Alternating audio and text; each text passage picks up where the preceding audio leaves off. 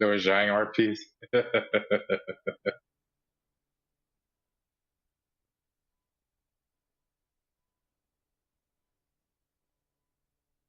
He's a monster.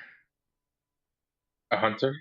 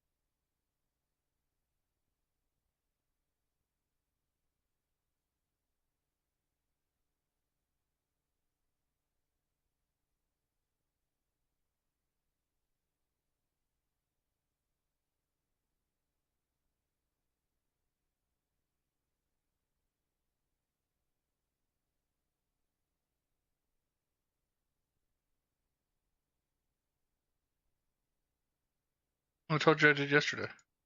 Whenever you debuted it. I did. I responded with the most appropriate one ever. Hello, nurse, in the Classic Animaniacs reaction.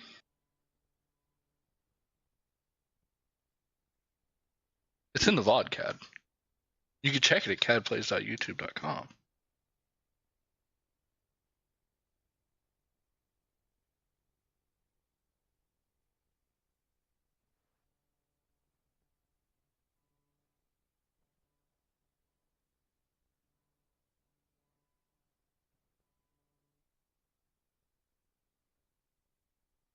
Huh?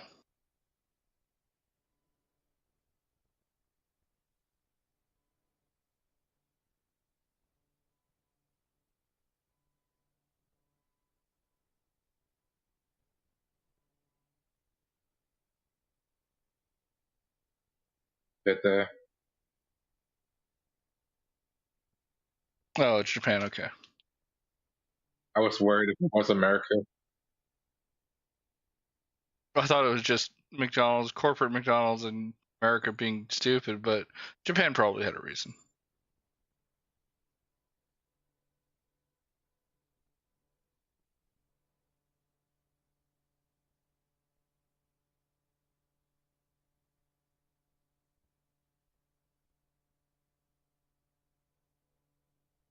I mean, I'm still waiting for an English McDonald's commercial of the shower from Gundam.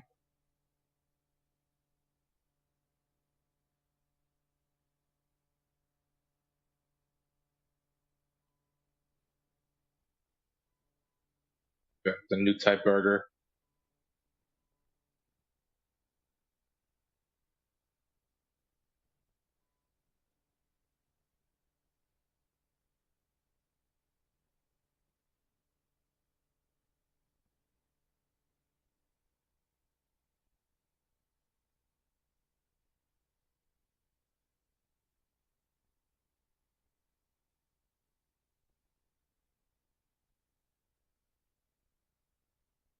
I don't even know what that means.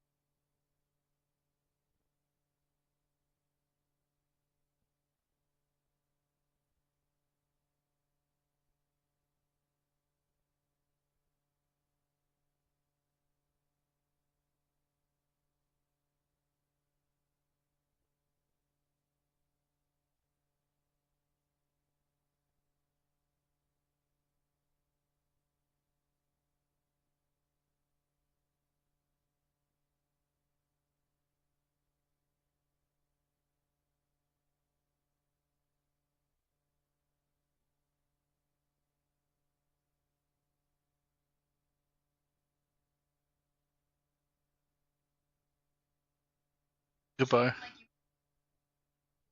Who was that?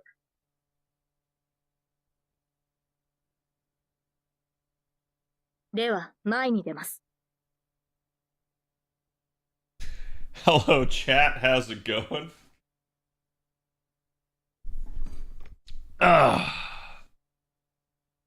Ben and Dan. Yeah, I need to look at that and why these specific redemptions are not working. Because other things are.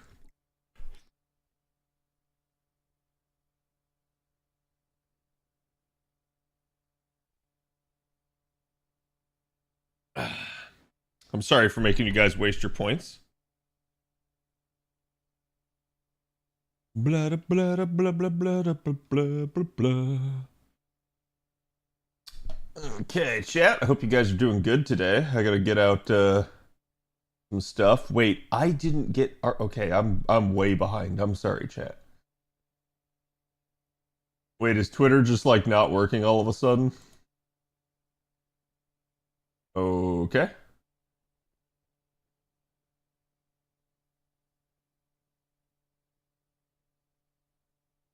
Why did Twitter log me out?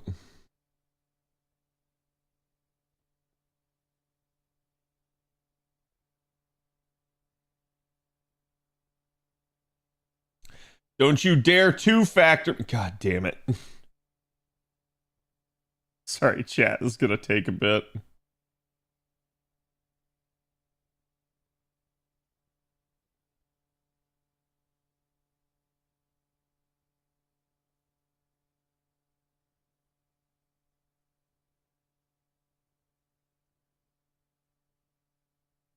Okay, now it logged me in. I don't know why I did that. Like, I haven't relogged on this in a hot second.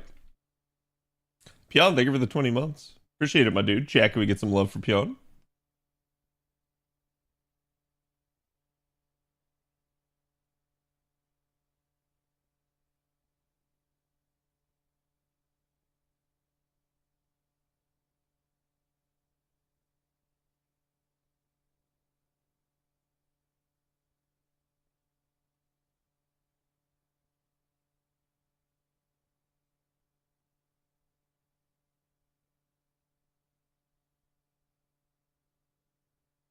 Why?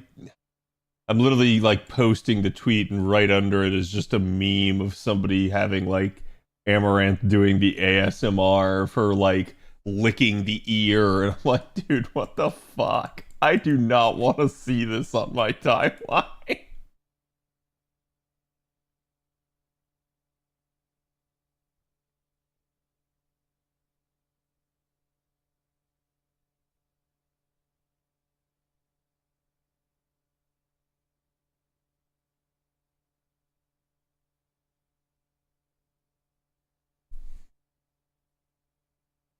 Okay, the tweet is live. Do me the favor, chat, go give that some love, and let me find a new piece of artwork.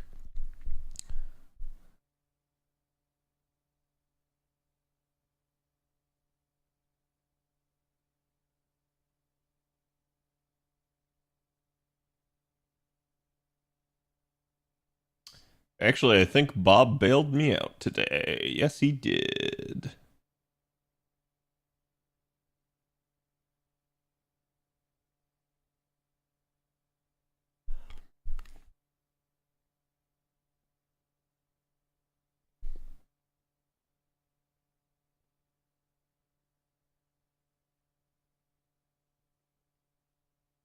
That's an interesting tweet to say the least. Yes.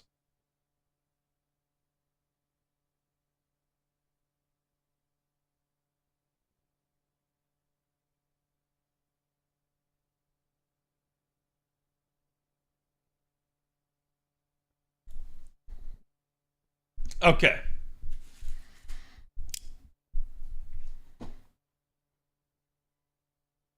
I just got to get this plugged in. Sorry about the delay here, chat. I did not expect Twitter to log me out.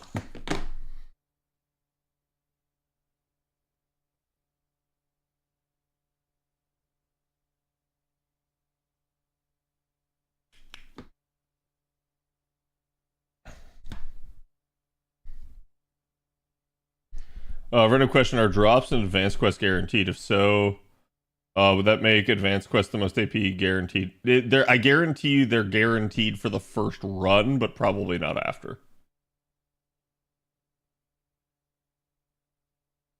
Okay.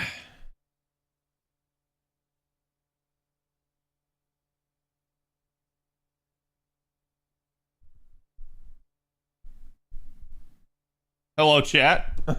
I literally had to go live here to change the artwork, so it is what it is. I can technically do it while like I'm sitting on the starting screen, but it's a pain in the ass, so I'm just like, well, whatever.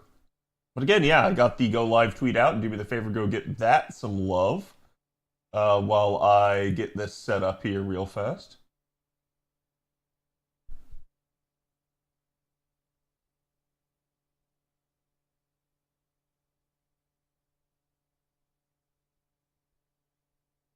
There we go.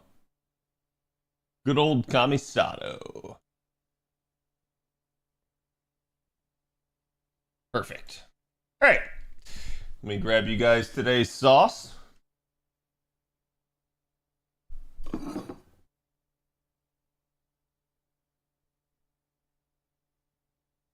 There it is for you guys over there on Twitch. And here it is for you guys on YouTube. Don't have enough bond for Berserker class score to get the MP damage. Yeah, that's the thing. You guys got to be careful about that. That is a somewhat requirement.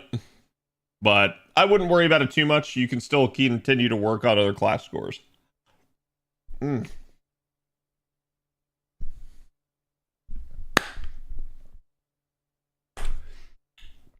Yeah, sorry I'm getting a late start again today. It's been a busy day for me.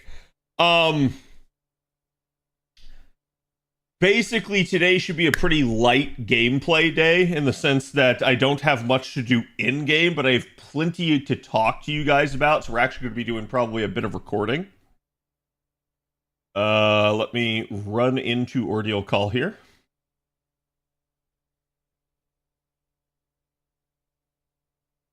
I think my AP has been rotting here on NA for like the past probably hour, which is not good.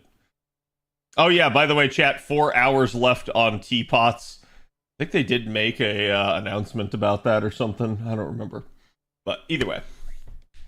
Starting tomorrow, half AP doors and embers. Yeah, it's why I'm just sitting here kind of being like, we're good, right?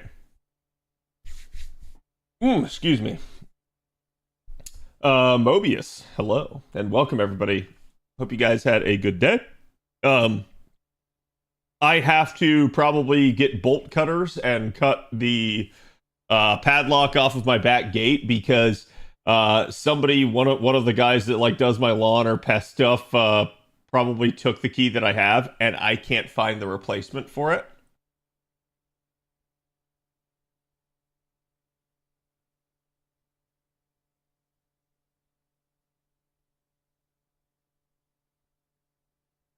No, I'm gonna skip that. Just, I don't mind a meme song, but that one was gonna annoy me hearing that in the back of my head. So, but yeah, I don't have a spare key. I could have sworn I did, but I can't find it. So at the end of the day, I took a picture of the padlock because like each lock basically has a number on it with sort of the corresponding key for it. I took that down to the locksmiths, but they said they couldn't make it just based off the picture, and I was like, that's fine. And they're like, but we can sell you another lock. And I was like, well, I got another lock right here, so why don't you make me extra keys with that? Because I'm just gonna get bolt cutters and cut that shit off. So it's funny because it's like, oh yeah, we can't make you a key, company policy, and I'm like, that's fine. I'm just going to do something malicious to it now. Like, I just straight up told the guy, it's like, I'll just do it. I don't care. It's like, it's my lock. I can't bring it to you because it's stuck on there. So I can't get it for you. But yeah, I told my pest control guy that I'd have it done by Friday because he's like been chomping at the bit to come. But I just was like, yeah, whatever. So I got to get that done tomorrow. Other than that, work wasn't too bad. I did get a new video out for you guys today on YouTube. I hope you guys watched that. It was a segment from stream the other day, but I thought it was a really good segment. I told OKS to go ahead and make a video out of it because I think it's one of those deals where I've been wanting to do more discussion-oriented videos for a while for you guys, and I thought that one was a cool one. So make sure you guys go check it out if you guys weren't there for it, or even if you were, go give the video a view. Always appreciate it. Glad you made that a video. Yeah, I think a lot of people lack the perspective on FGO. And, the later parts of the video are me talking about, like, skins and stuff, and I'm sure people are going to disagree with me on that. But I haven't actually looked at any of the comments yet. I need to get better about checking my comment section again.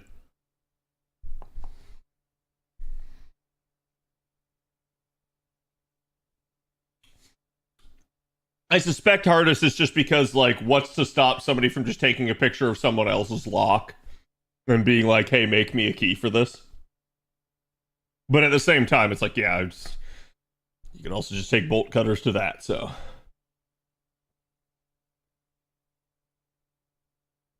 He needs to finish a gator for pest control? No. No, I was talking about how my padlock is stuck because I don't have a spare key and somebody took the key that I had.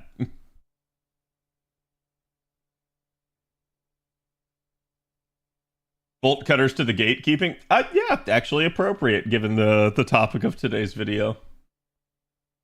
Okay, it's still just that. AP's ticking over here. Let's go to JP real fast. We did finish Ordeal Call 1 last night, so that's good. I have an Odysseus buff I have to talk to you guys about, numbers-wise. I have 2 new announcements for events, one on NA, one on JP.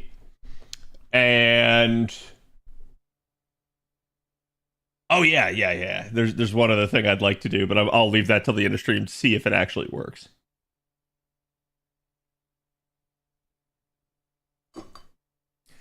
With more reasonable prices, yeah. No, I think skins are a good way to do stuff for like any game.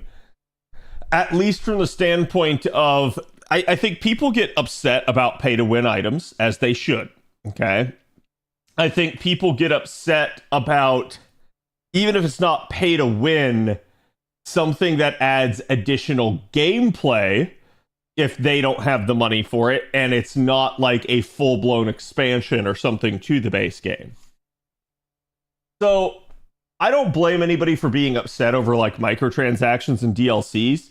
And I've long said that I feel like it's a like bad recipe at this point for kind of what they're doing. But I think there are better ways to do it, and I don't begrudge developers for trying to make an extra dollar here and there.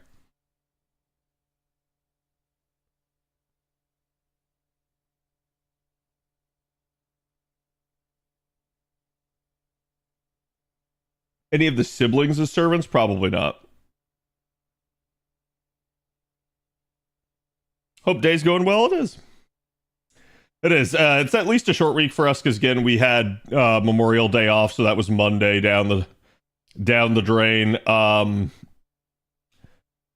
Honestly, in a weird way, it feels like it makes the weeks take longer sometimes when you have that. Because you're like, it's a short week, and you keep telling yourself it's a short week, so you pay attention to the fact that it's a short week, and then the week feels longer. Okay, let's do it like that, and then that.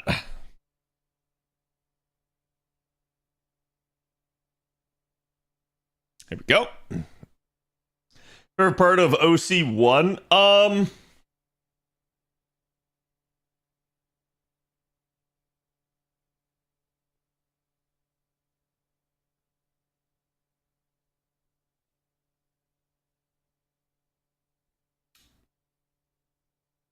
Honestly, comma.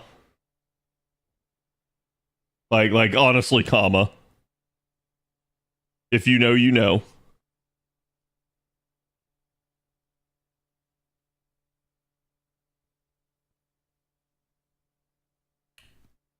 I did not get Durga. Is the Odysseus buff any good? We'll talk about that. They announced the tower event finally? Yes. People will say no, but the answer to that is yes. Because they're so predictable at this point.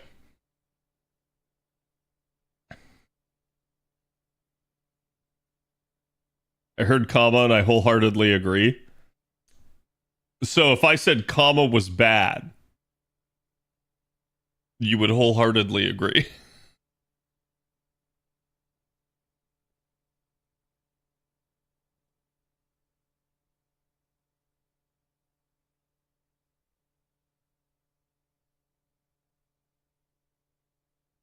She is a baddie, agree. I was just testing, chat. Selective hearing? Yeah.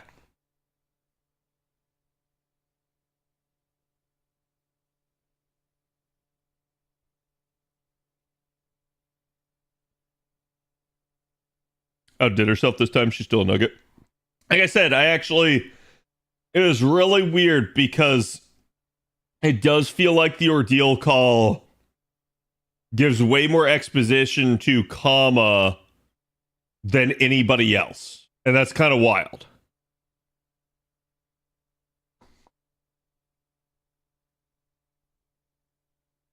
I did not think that would be the case. Like, I knew from JP, I knew she was there. I just didn't foresee them doing that. Really? Guess we do it like that. Lucky crit. JP event, but dead week? Oh, yeah. No, chat, you're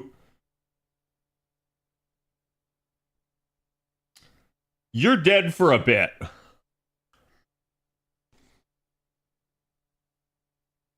Like, you're dead for at least a week on JP and a week and a half on NA. Almost 2 weeks on NA.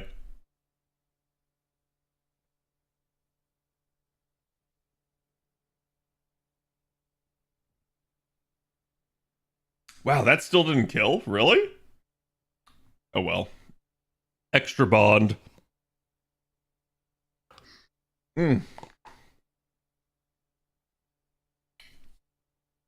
Alba, thank you for the prime. I am dead? No. I am me, he is you. God.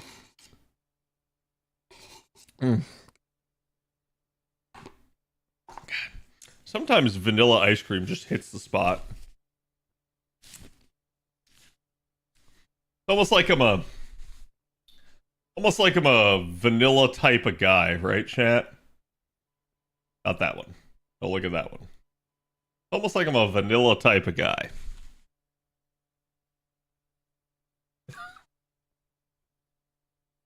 Ugh.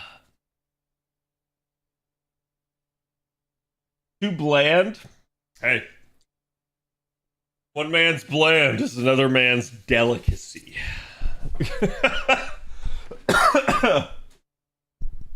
One trick pony? Listen, sometimes that one trick is a really good trick. It's an award-winning trick, chat. Jill's looking in from the background. I suspect Jill's is also a vanilla appreciator and enjoyer. Given his obsession with Jun. Fake vanilla's bland, real vanilla, however. Exactly.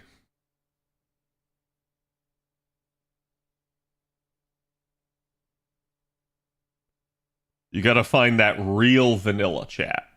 Gotta get you that bean.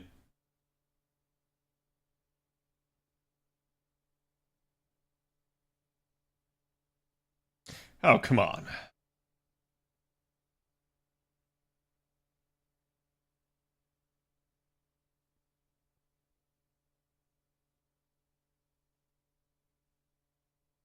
Cat is the original Gilda Ray. No. No. Because I don't think the original Gilda Ray was as much of a simp.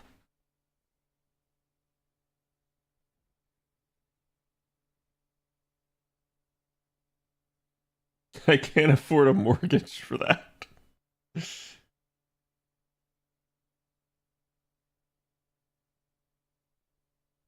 So many opportunities with this chapter, like no costumes, no alter ego unit to summon for. I think, oh my god, game, you're plugged in. Calm down. I think the like no alter ego thing does not matter in the slightest. I know like people were probably expecting it.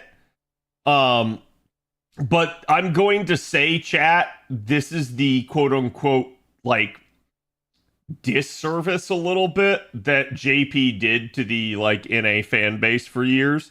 There's a lot of misconceptions about Ordeal Call that have been perpetuated by the JP fan base and people that have played on that side telling the NA fan base, hey, things are going to be this way. And we've talked about that pretty much as we went through Ordeal Call 1, that it's like, yeah, don't expect them all to be the same.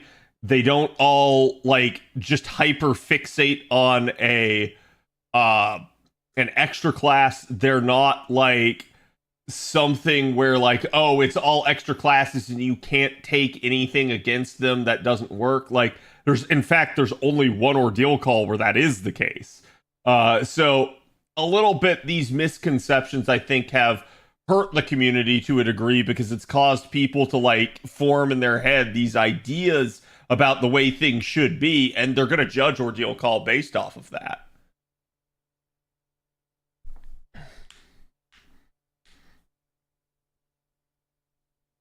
Still feels fillery IMO? Yeah, to a degree. Like, it should.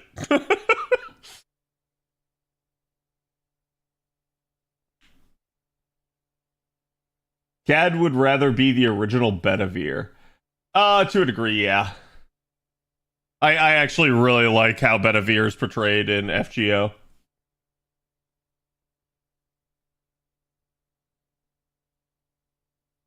Oh, wait, hold on. So, chat, you guys can already see the bug in the system there. And I'm just going to start knocking out the free quests. Because why not?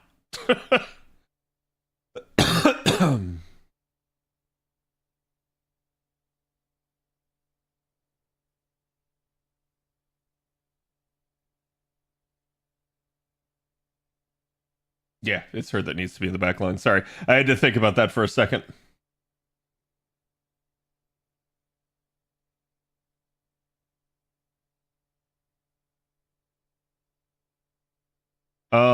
I don't care about master experience. Wait, it's the real version?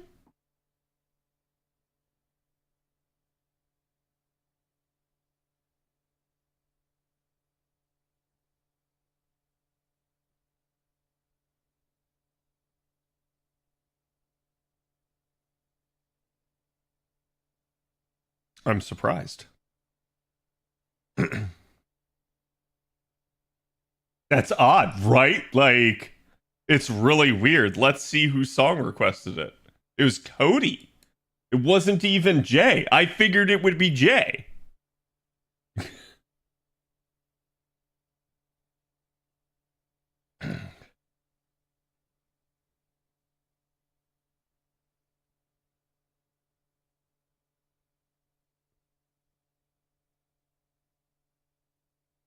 I personally think the costume thing is way more annoying than the alter ego thing. I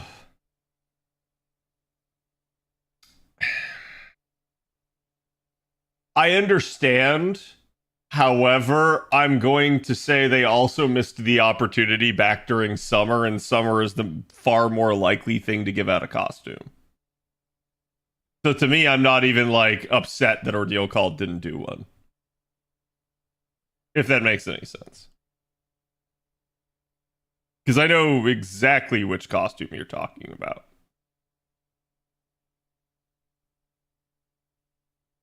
And it should have come out at summer. But it didn't.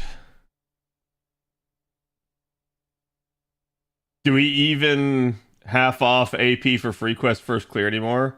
Has that been phased out? I don't even remember. I don't keep track of that anymore because I just like do them now. There's certain things like that where it's like it's the same deal now. Bro, like what the there's certain things like that where I stopped keeping track because the JP devs just don't do it very often.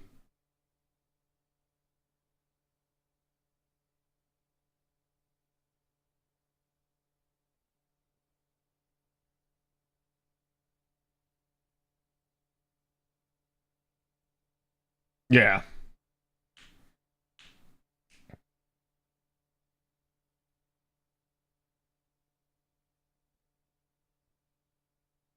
A hooded skin? Perhaps. Now, I will say, some of y'all got timed out during story time yesterday. A couple of y'all got timed out before that point. Some of y'all were timed out and it was not a big deal. Others... I'm unplugging this. Because I don't know why this keeps fucking up at this point.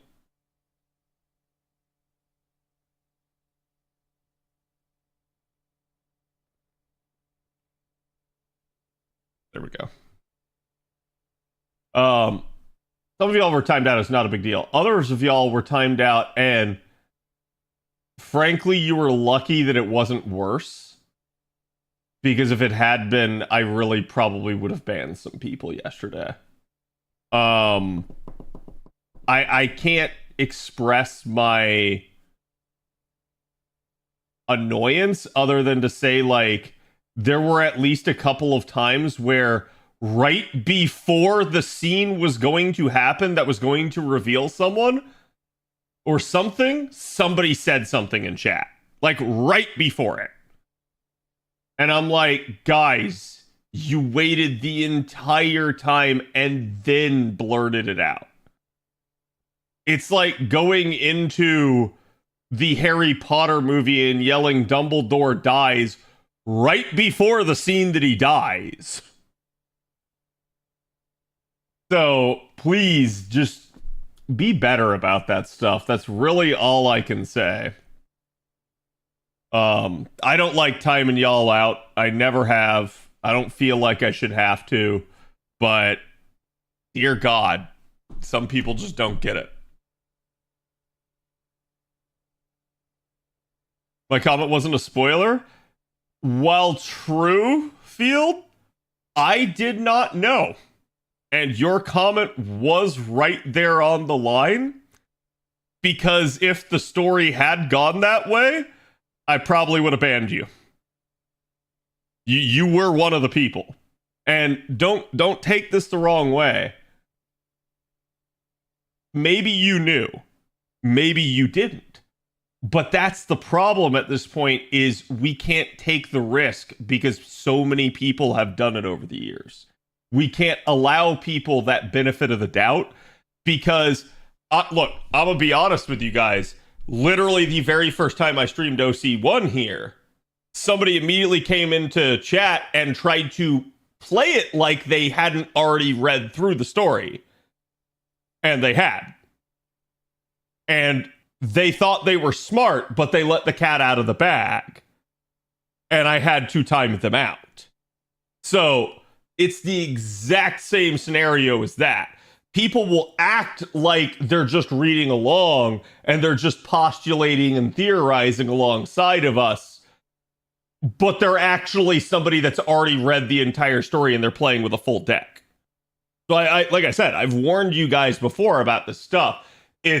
We can't necessarily tell, and even in the case that we can, sometimes y'all just might be right on the money.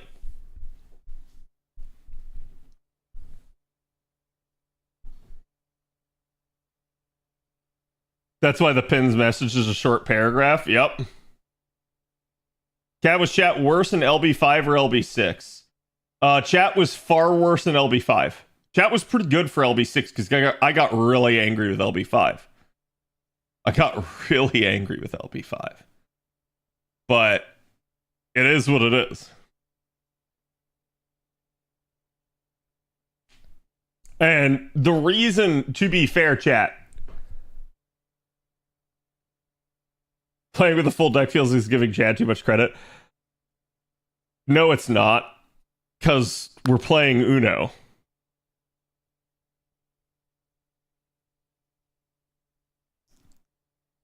So, chat has a full deck. Chat can lay down any card they want.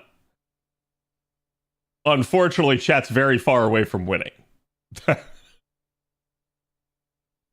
But, no, part of the reason chat was a lot better with LB6 was because I literally threatened people. And I told people I already knew the story to LB6. And I did. So when we actually sat down to stream it, I was watching chat like a hawk. And I warned everybody before I went in that I already knew the story and that I was absolutely going to start shooting people if they started talking about stuff that hadn't happened yet.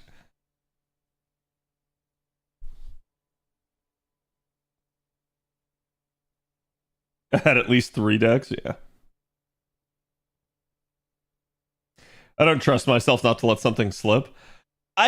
Honestly, I'm surprised that some of y'all have such a hard time with it. I really don't have a hard time with it at all. Like, I get the, hey, maybe I don't know where the person is in the story yet. But if you don't know, don't say.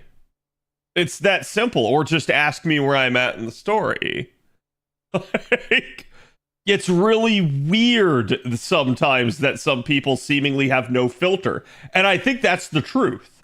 I think it's basically the internet has encouraged people to have no filter and say whatever the heck they want with no repercussions. And sometimes there's repercussions, chat. That's real life.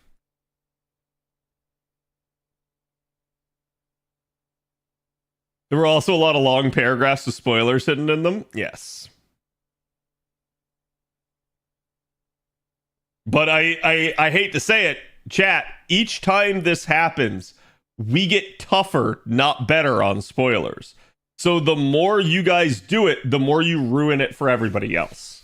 The more you make it so that the next time, like when we get to OC2 next year, chat, we're going to be absolutely sniping people because we're not going to be able to trust.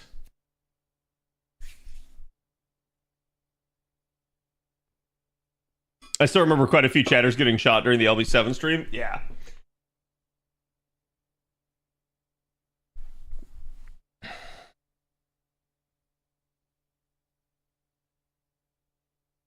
How hard is it to be polite and not say anything? Right. But it's like, let me state this. I don't want to ban anyone. I really don't. Right? I hate the fact, honestly, it sickens me that I might have to do something like that. But if the choice is never seeing one of you ever again,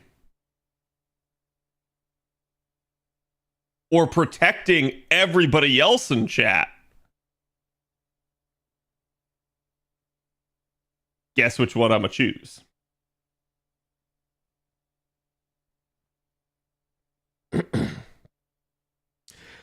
Or turn on emote only? No, I think emote only is a cop-out. Okay, the mods do it sometimes, but my stance on this officially is that we should not have to. Like, we absolutely should not have to emote only, you guys. That is, stop me from being myself, is what that is. And it's like, if you can't control yourself, that's a problem you need to work on, not us.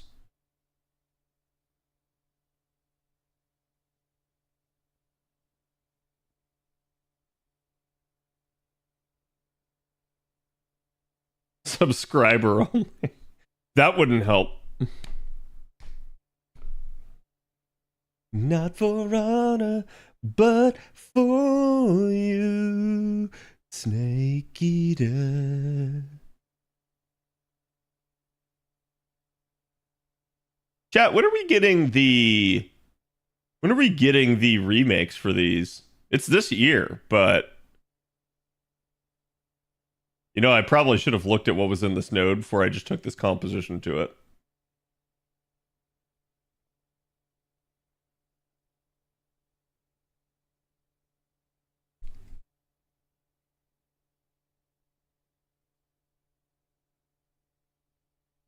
Pretty much voids the whole point of streaming, IMO. I don't think it voids the whole point of streaming, but I do think that, like, it is a band-aid to a gunshot wound. It is a imperfect solution that is merely delaying the inevitable.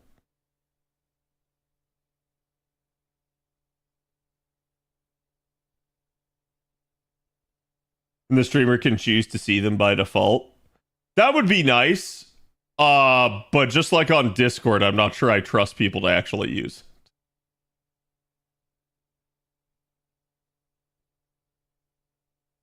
Isn't it the same company that did the Oblivion remake? I don't think so, but maybe.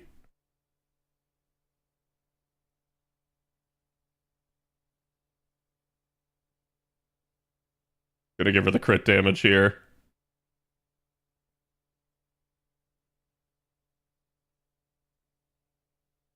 Where's the NA survey so that I can complain about the Storm Pod system? You know, authentic JP experience and all that.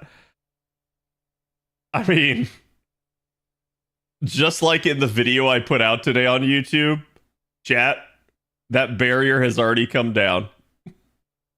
Like, it's one of those deals where I think everybody acknowledges that the Storm Pod system in its original form is just trash. Like, it's nice to have access to the nodes. I don't even care about the do 3 runs a day. Y'all haven't even gotten to the worst part of the Storm Pod system yet. And that is literally going into an event with Storm Pods active.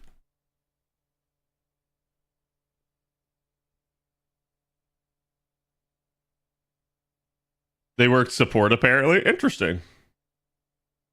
Wait, why did I take Cody and Sky into this? Well, this is gonna be a fun one.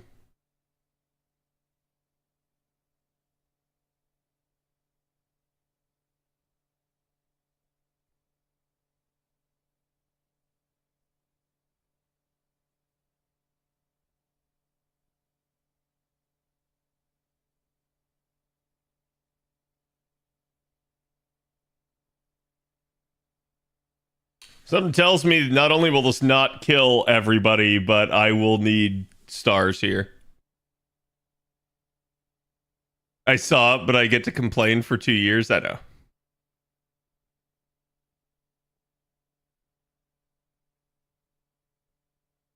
Cody, I don't think that was the only comment of yours that got shot.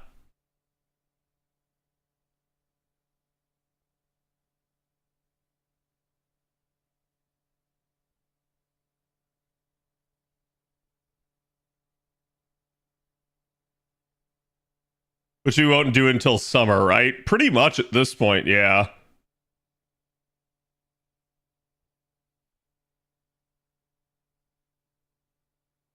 Hopefully that's enough.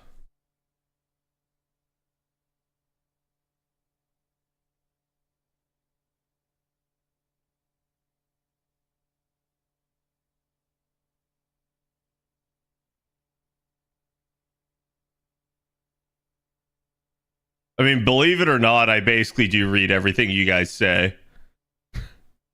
I just, like, sometimes it does go too fast for me to notice some of it, so I don't mind people saying something a second time. But Chad, if you say something a second time and I still don't get to your comment, just assume that I either don't want to answer it or I basically just didn't see it at that point because I'm just hyper fixated on something else. Oh my god, I actually got Buster.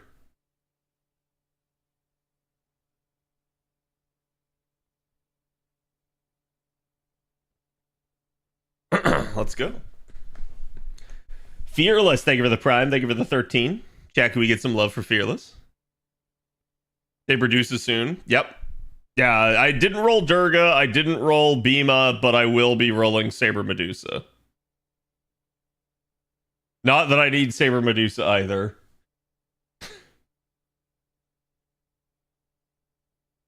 Should we expect a new servant for the JP event? Yeah, probably.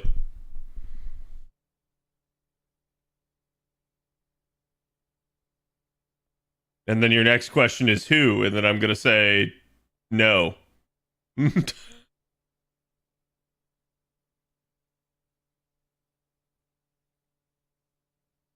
At this point, why change what's working? Going to be redacted. Yep.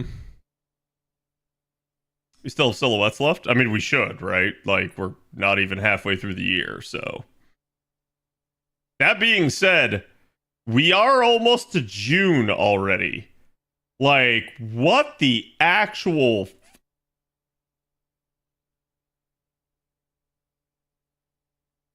Tax season took too damn long. To some degrees, it still feels like I'm in it because I just keep getting crap every day thrown my way. Like I said, I found out I have to do CPE as well, continuing professional education, before like the end of June. It's like, dude, stop. I'm probably just gonna like log into my CPE and just knock it all out. Are we short on welfares this year? Like so far? I don't think so. Brand new Saberfish just because. I'm down. 5-star Medusa is no longer a dream soon on an A. Yeah, but now you guys are on the hey, when are you getting a Medusa Summer cope?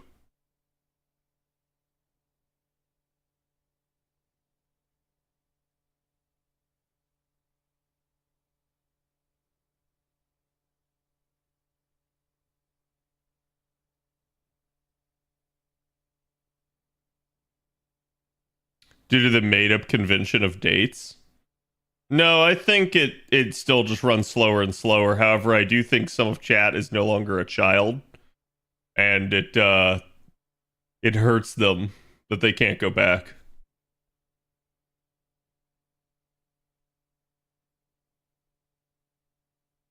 Christmas Medusa?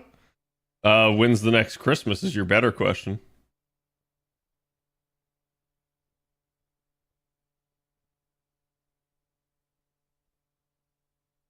Did I see the new Sue skin? Yeah, I haven't been playing Rivals lately. I did see it. It definitely looks nice. I'm just like...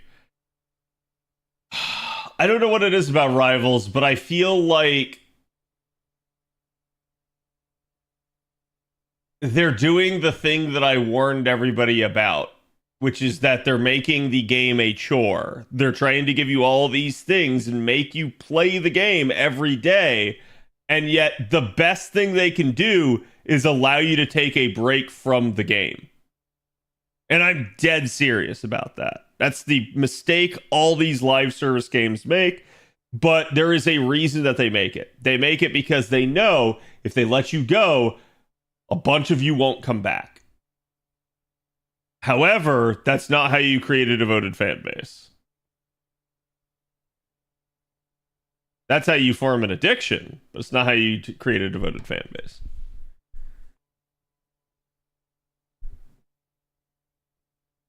I, for one, welcome the JP FGO break. Yeah, I'm the same way. I think FGO, as far as gacha games goes, is still the least like hands-on, in-your-face game, and that's with Storm Pods. And y'all know I hate Storm Pods. I'm sure a bunch of you guys do too. But even with Storm Pods, FGO still feels like it's far less clingy than a lot of the other games I've played. Going to play Marathon instead? Yeah, I heard... I haven't even really seen any gameplay of Marathon. I just have heard people saying it's going to crash and burn, which is not a good thing. But I just assume it'd be what it be. In the meantime, chat, I am literally getting geared up. I'm modding Skyrim again in the background. So, it's a thing.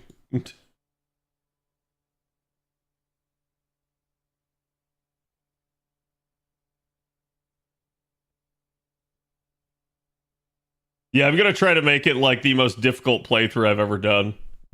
Thanks for the PTSD there, Cad. Wait, you thought that was PTSD?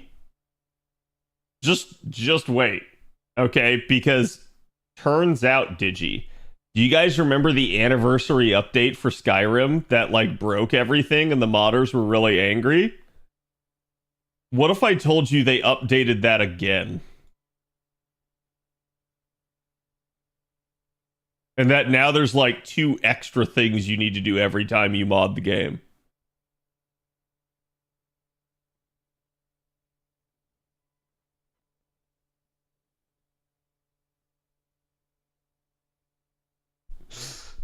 And the good news is there's 2 extra things, but we actually lost one thing.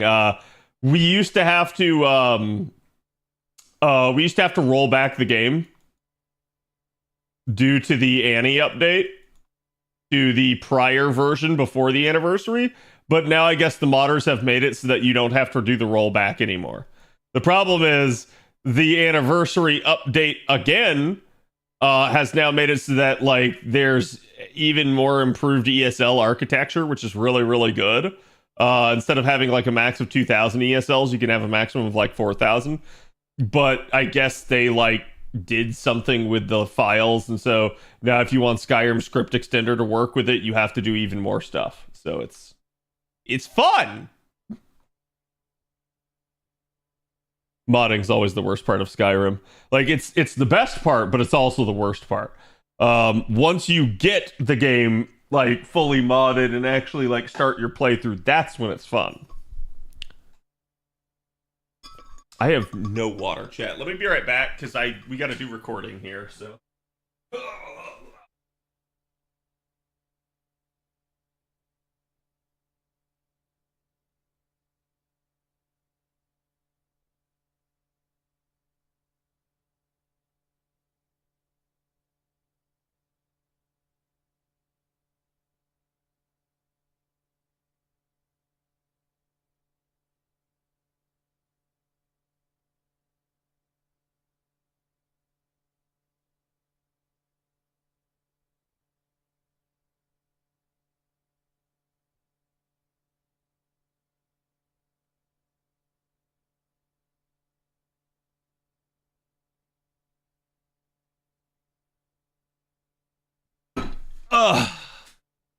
Dad's ass crack?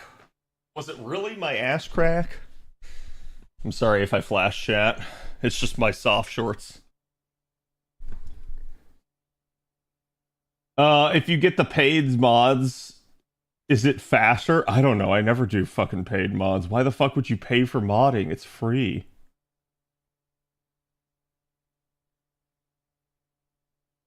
What do you think they could do to implement on this 10th anniversary to give us lots of sanct courts? I'm gonna be honest with you, Chaos. I don't want to be an asshole here, but like there are plenty of things they could do. I literally don't want to like waste the time on like trying to come up with different various things for that, because they're just going to do what they're going to do. And there's not like really any predicting we can do on that. Don't worry about it. We'll get courts. Cad, did you get the Dagoth mod? No. I'll be honest with you guys. I have over 5,000 hours in Skyrim. I know where just about everything in base Skyrim is. But I hardly ever play the DLCs. And I hardly ever complete the game. And even rarer than either of those things, I have only ever once completed the Civil War storyline. Only once. Because that storyline sucks ass. And it just makes the game more annoying.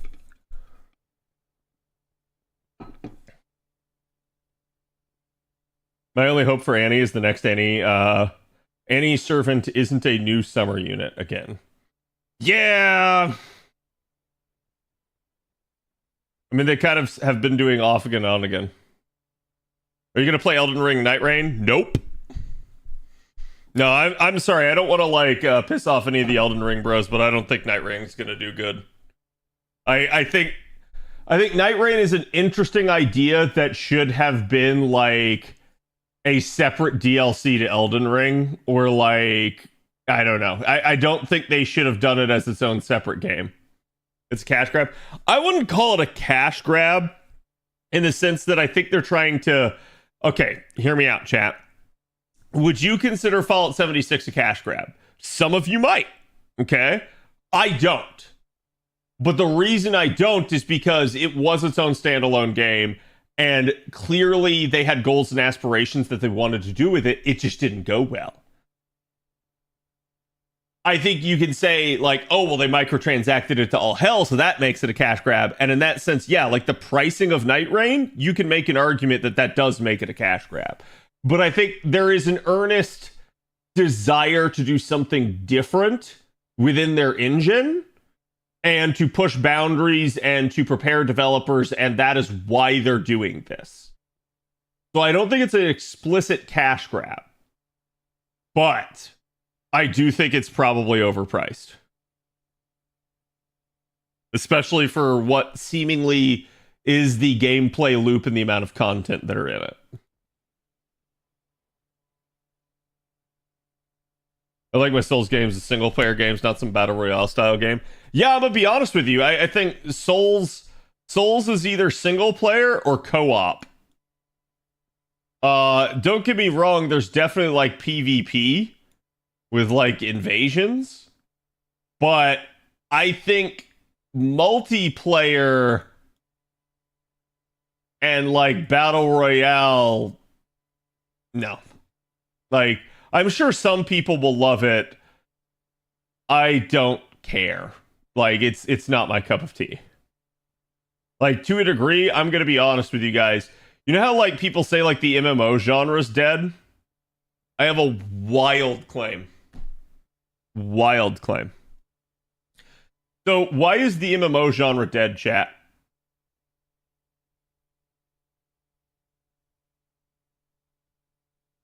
Anyone have an answer to this?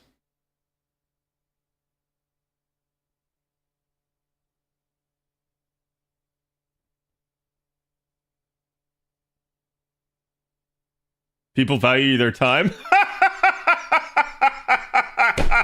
Oh, that's a good one. We say in a Gacha audience.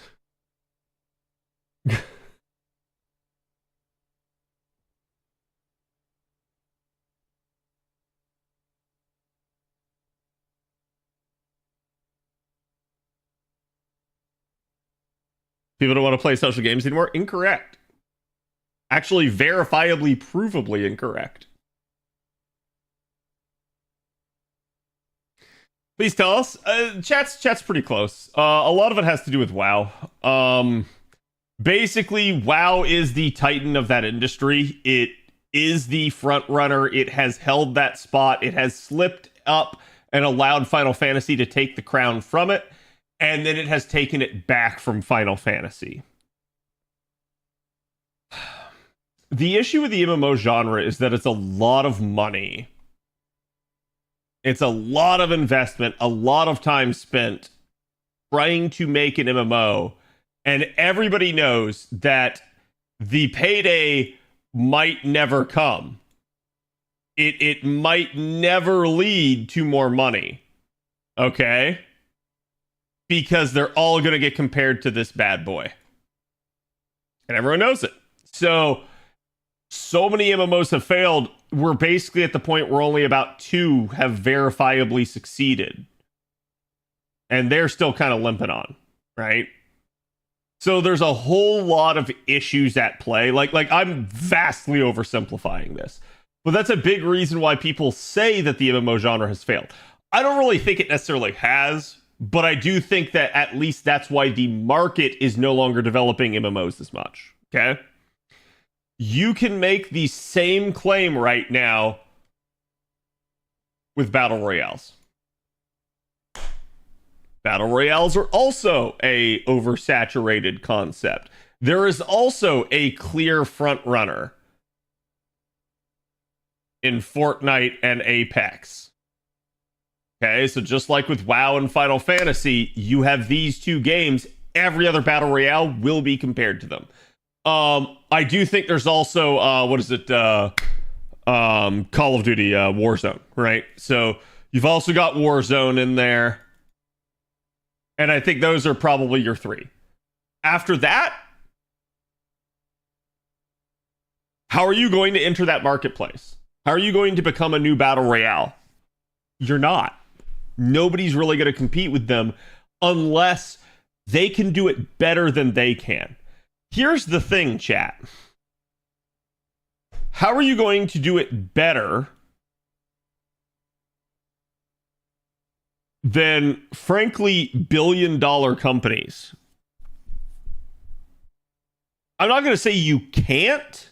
I'm going to say it is an extreme uphill battle, and you are having to convince people to come play your game as opposed to one of these three.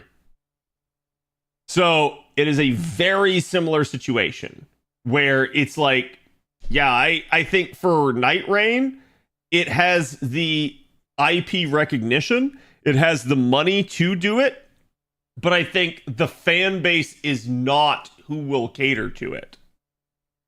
And it is a vastly different departure from the standard battle royale formula that these other three actually do. So I think at that point, some people will really like it. It will absolutely be like game of the year for some people. But I think probably the majority will not. Can you say the same about gacha games? To a degree, yes. I don't think gacha games are quite there yet, but we're getting there. The gacha style is getting to a point where there are games that have succeeded. FGO is one of them, for instance. And there are so many hundreds of others that have just gotten trampled underneath. Right? So when you make a new gacha game, there are recipes for success, and you're not guaranteed to necessarily do it. So what's like, if you were going to come up with a new gacha game, what would you do to make it successful? For starters, I would start out with a well-known IP. That is clearly one of the easiest ways to help your game along, and you see this happen with so many other games. But you cannot compromise that IP, nor can you actually sit there and do like scummy stuff. If your game is not intriguing and interesting at its core without the IP, people will not stick around to play it. This is why for years people have been saying that FGO isn't that way, and I have countered them by saying that's bullshit. It absolutely is. FGO is actually a good game, and we can tell this because you can go look at every other gacha game that's come out based off of some other big IP, and so many of them have failed. In fact, within the industry at this point, FGO is pretty much the only major like brand that has kept going. I think you have basically Fire Emblem has limped along. I think you have other stuff that has like entered the genre half-heartedly and managed to stick around. But I don't think like, because I think the other successful games at this point are their own self-catered IPs, like you have with PGR and WUA or the MiHoYo games.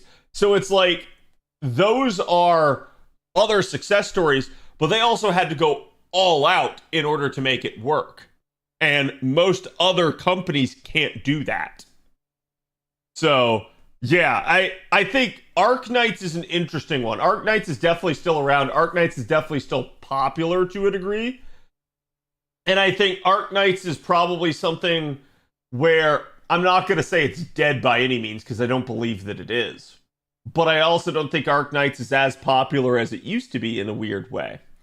I also think you could probably say the same thing for like Blue Archive. I think you could say the same thing for various other older ones. Again, like Girls Front Line 2 is probably there as well, where they're not the like top-end breadwinner like some of these other games are. And to be fair, like, FGO isn't most of the time either, okay? Like, FGO definitely has fallen way back in its average earnings, but it definitely can still spike up to the #1 spot whenever it wants. So, it is interesting. Tower of Fantasy, I'm gonna be real with you guys. I haven't heard anything about Tower of Fantasy or Reverse 1999 in whenever the last time someone mentioned it in here, which probably is like months ago at minimum. So many gachas have been gigaflopping lately. Yeah, and I'm going to explain why. It's pretty easy to see. So after several years of playing a gacha game, you begin to ask yourself, why do I keep playing this gacha game? Because at the end of the day, it really is just going to come down to money. And if the gacha game doesn't have a reason to keep you there, you're going to quit. People's lives change. They grow older. They evolve, so to speak. Kids that were teenagers that were playing stuff go off to college and get busy, and their priorities change. Same thing with college people that were playing, graduate and get a job. And like all this stuff ends up actually changing things for the individual player. And as a result, they have to keep reevaluating whether or not they wish to continue on with that hobby. In some cases they do, in some cases they do not. So over time, attrition is natural and will happen. If you've got a good IP, it will keep going. It will keep adding new players to replace those that it loses. It doesn't mean that the IP can't grow and shrink. It can. That is definitely a thing at times. But I think a good game is going to maintain a healthy, active user base regardless of the fluctuations. I think some of these other games have definitely flopped and died out. Obviously, the ones that have gotten canceled are definitely, in that sort of thing. But I think at the end of the day, I think when you look at some of these, like, other games, you can see that they don't have staying power. Like, oh, they're a flash in the pan. They're going to be successful for a little bit, but they're not going to stick around.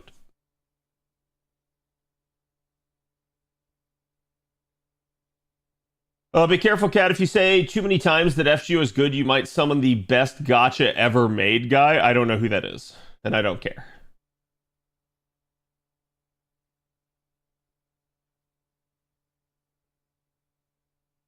We got one Nikkei doing pretty well. Honestly, Nikkei to me is an anomaly. I'm actually surprised Nikkei is still around. And the only thing I can assume is it's literally the power of Goon that is keeping Nikkei around. However, I can personally say Nikkei is getting dethroned currently as we speak in that regard. Brown Dust has them beaten. And I know this because I know what the members of VIP are currently playing on the side. So.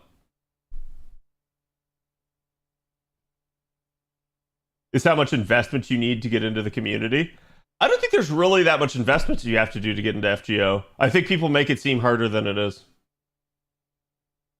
You can try Tainted Grail. Somebody asked me that yesterday, I think. May have been you. I'm interested in it, but I don't want to pay for it. So I'm trying to get a key for it.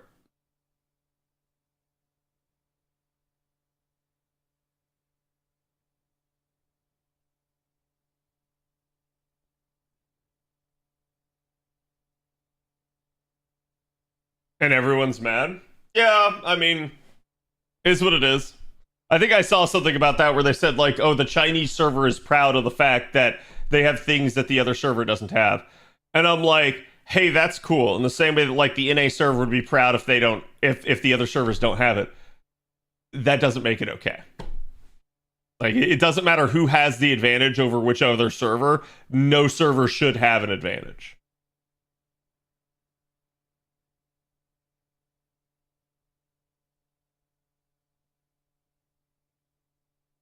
Goon in tears, yeah. Those event mats build up faster in 2 weeks than people realize, yeah.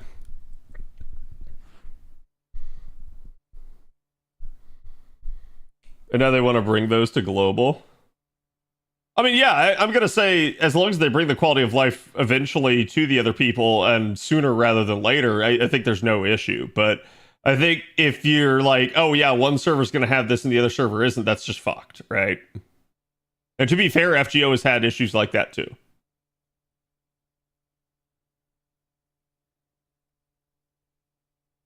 The new ad system is different on mobile now on Twitch. Of course it is.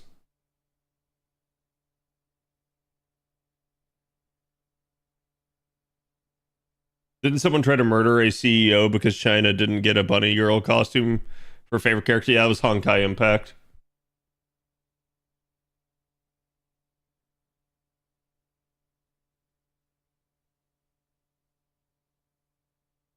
I'm very curious how the Persona Gacha launching in June will be received.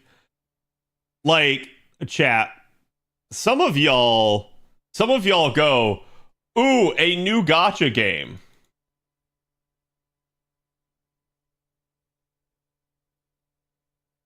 And you're like, meanwhile, I'm like, oh boy, another new Gacha game. Now I'm going to have to hear about how it's better than FGO. I'm going to have to hear about how I should play it. I'm going to get asked 1,000,000 times if I'm going to play it. And my answer is going to be no, and I'm not going to care.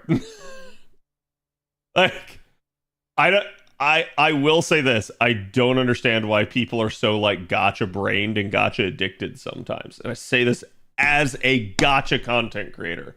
Sometimes it like defies logic to me how obsessed people are.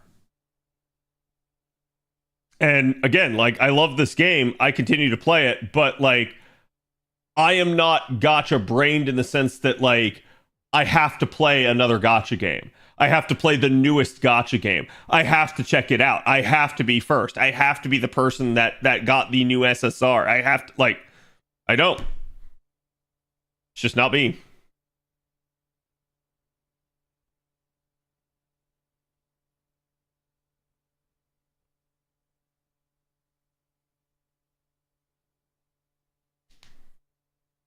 FOMO. Yeah, I think it's addictive personalities type of deal, right?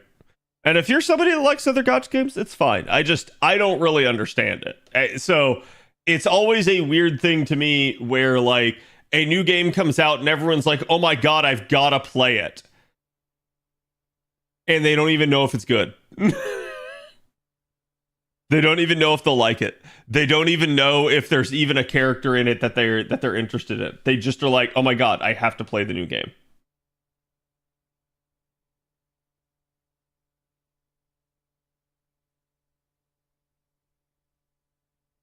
The standard gacha game, to be honest. Yeah. I played other gachas, but only go back to FGO. Yep. Silver Palace is the first gacha to catch my eye in 5 years. See, again, somebody asked me about Silver Palace a while back. Like, it was like last week, and I was like, oh my god, yeah, like Silver Palace looks really good. It's a shame it's a gacha game.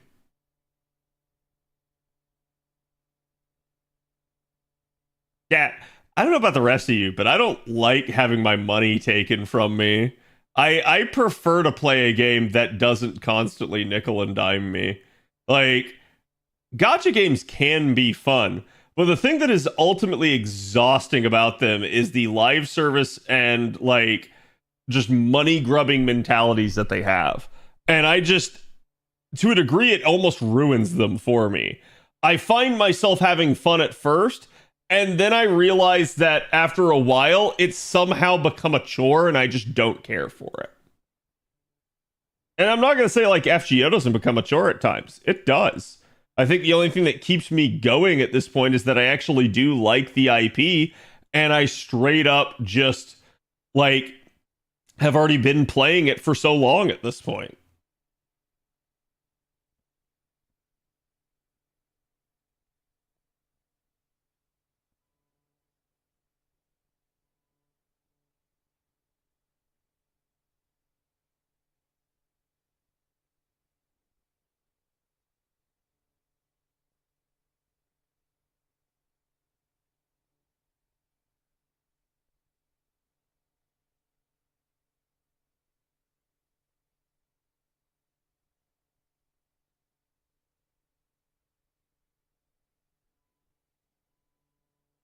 Yeah, I don't know about that. Okay, sorry. I made the mistake of looking at Twitter.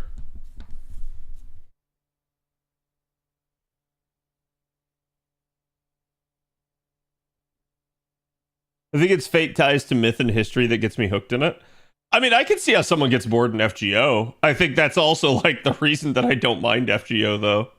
Where it's like, yeah, I mean, yeah, you get bored and what do? You go play something else because you actually have the time and you're not going to be like penalized. You just like log in the morning, spend your AP down, log in sometime at like the evening, spend your AP down. That's it. That's all you got to do that day. It's like there's not like 20 gajillion like managerial things you got to do.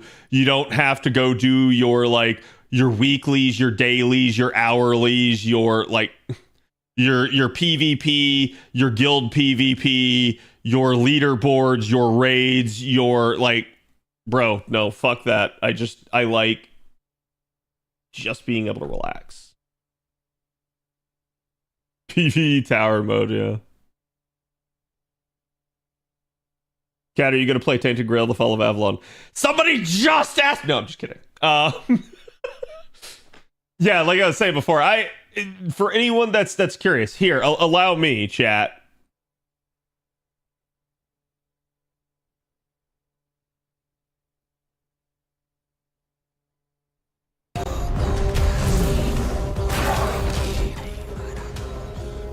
So like,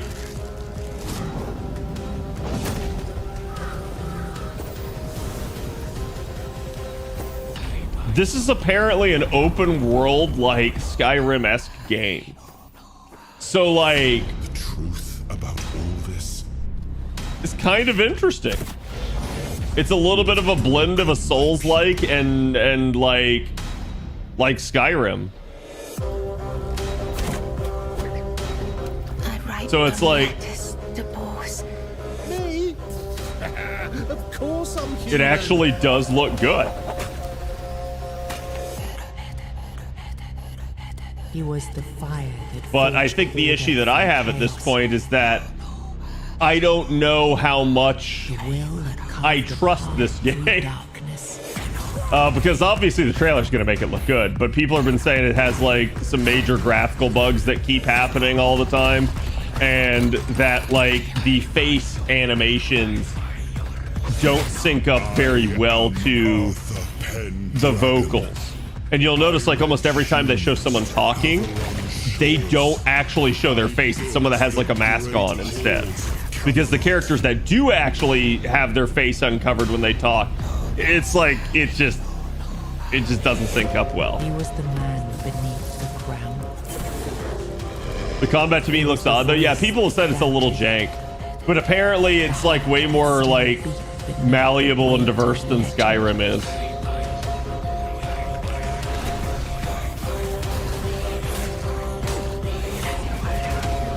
I need to save this realm. This is my vow. But yeah, so it's like I'm not sure about it, and that's why it's like I don't want to pay for it. It looks interesting. It looks like it could be cool and fun. But I'd rather get a CD key if I can. And I'd rather like show it off to you guys and then let you guys decide if you want to spend the money on it yourself.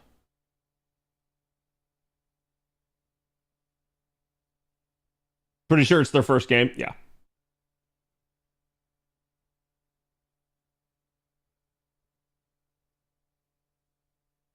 Don't you dare, Avalon. Also, chat, I didn't realize that Avalon was tainted.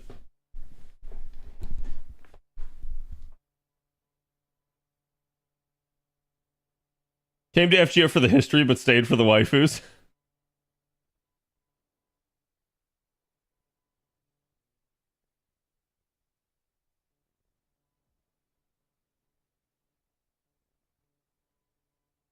Good old Black Lagoon.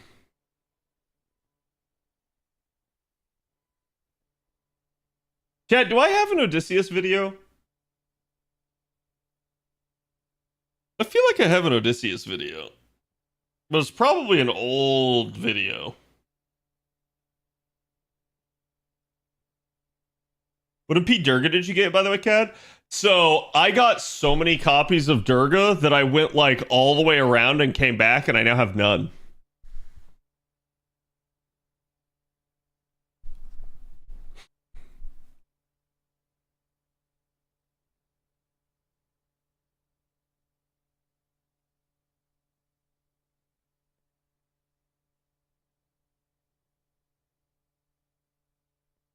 Failing to summon common made me start FGO, huh?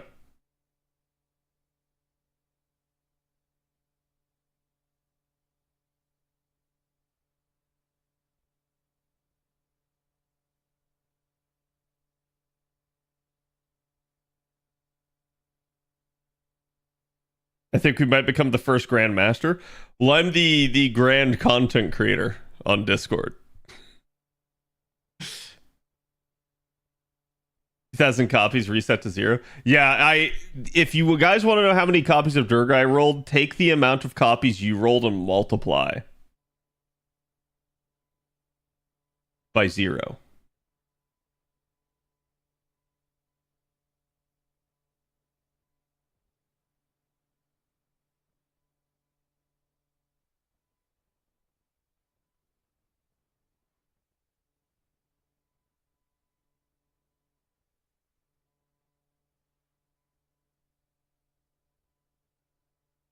Oh, yeah, I was looking at... Here, chat. Chat, you guys want to buy a TV?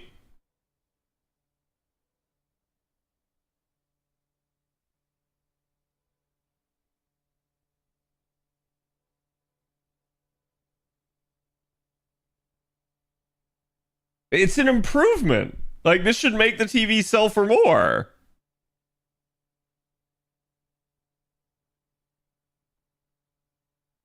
Yeah, the TV just works. You don't even have to plug it in.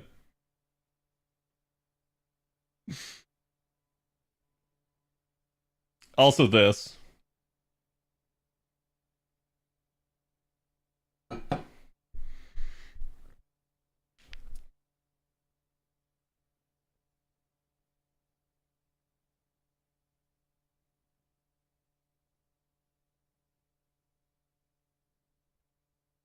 Just started playing Crystal of Atian better than FGO? Damn. That's wild. That this new game that I've never heard of, that I would struggle to even pronounce, is better than FGO.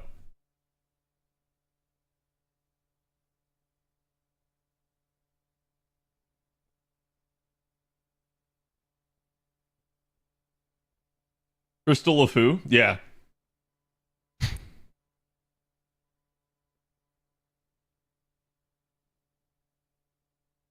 Just started playing FGO. It's way better than FGO. Yep.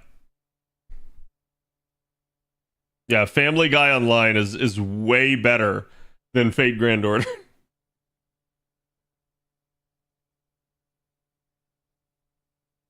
It's a real game, actually. I mean, it probably is, but I'm also just going to say, just the fact that Lucario said that immediately made me just completely discount it and not take it seriously.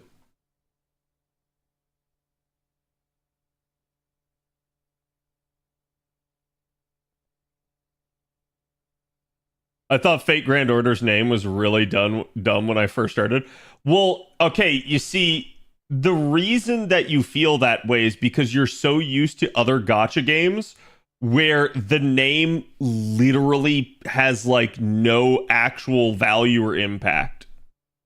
Like, they may as well have named it like Moneybags, the fucking simulator. And like, it's just for the devs because they get the money bags and you get fucked. Okay? So it's like if they named it that, but it had hot waifus, people would play it. And they would think that they were the ones getting fucked by the waifus, but they were just getting fucked by the company. Because again, the name doesn't actually mean anything in most of these gacha games. Honkai low impact? Yeah, and I'm dead serious in that regard. At least in like Fate Grand Order's case, yeah, no, like it actually does mean something. And like right as you start playing, you immediately find out what the quote grand order is.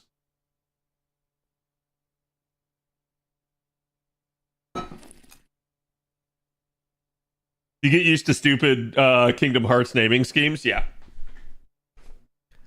But it's literally Fate Go, as in Pokemon Go. Yeah, let's FGO, chat.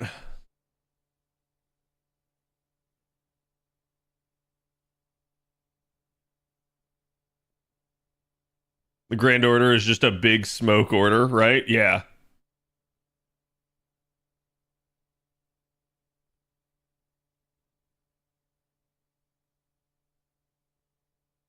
Honkai Impact 3rd is actually a thing that happens in the game, though. Okay. So next you're gonna tell me that like Honkai Star Rail is about a game in which they copied the design of the Mystic Eyes train in Fate. You didn't expect that, did you, chat? Jaeger, thank you for the follow.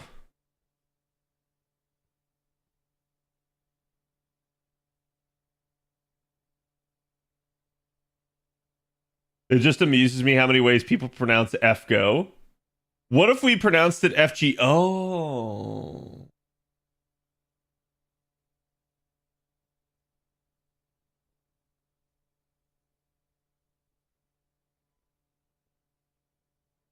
There is no fix for Aurelia bot? What do you mean?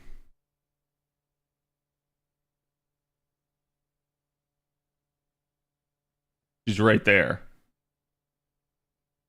Yet question mark? Ah, so it was a question.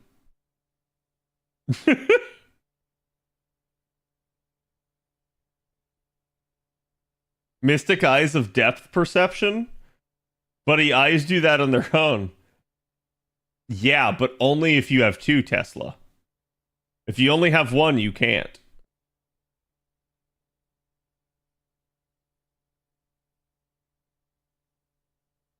FHGO? Interesting.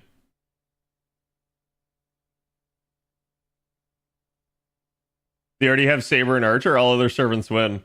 For once, I actually get to use the Rin fans. And I get to say, but they don't have Rin. I'm sure she'll appear in the story, but you're not going to get her.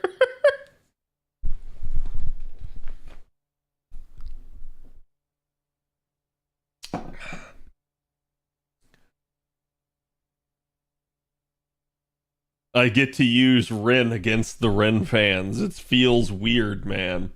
Okay. Yeah, so we haven't done an actual, like, Odysseus. Oh my god, why did... I always click the wrong thing. There we go. Is this Alias? No, but it sounds like it. And it's Armored Core, ironically enough.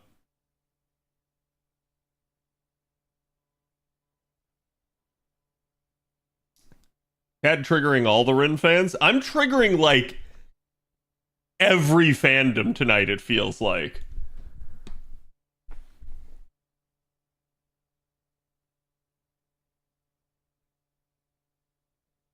Like, what's the one where it's like, where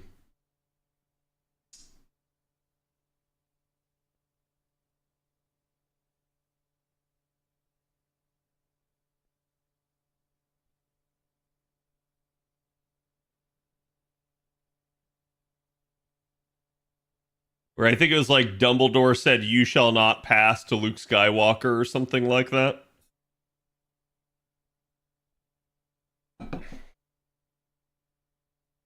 Cad hasn't gotten to the Tamamos yet tonight. Protect the Mikons. You literally just bring it up. Cad's trigger happy tonight? No filter. Raiko fans just sitting in the corner. Listen, Raiko fans are still in the corner wearing the dunce cap until they get their buff. And that's coming soon.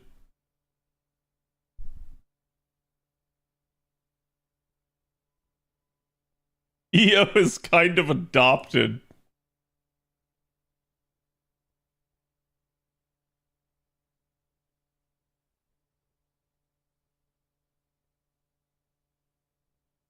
I snagged Summer Jalter and picked waiver with my ticket and just kind of just breezing through the story with support. Yeah, that's definitely a thing that could happen.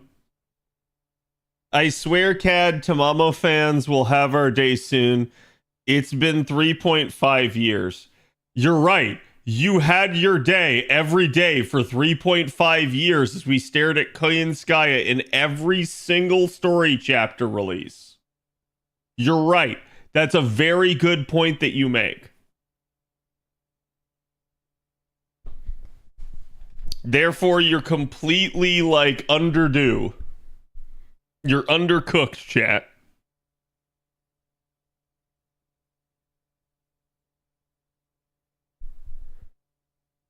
I finished Doman and got done ranking 2 out of 3 Tamamo skills. Well, there you go. Make sure you don't do the third one just to piss off the Tamamo fans.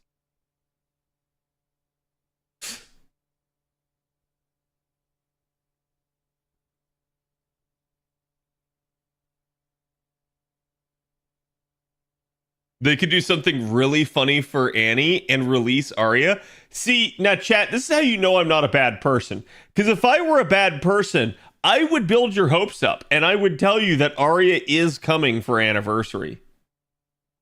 But that would be a lie. And so I'm not going to do that to you.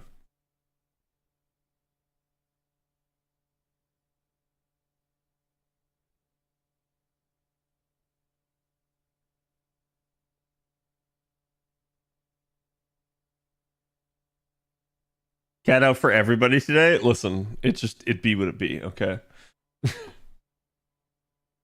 All right, let's see. Let me pull up the Odysseus stuff.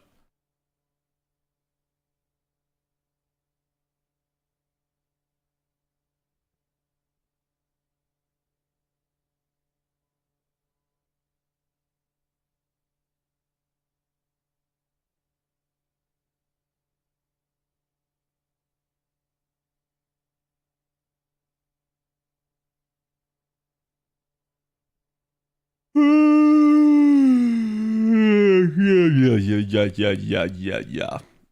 Did they get the update in?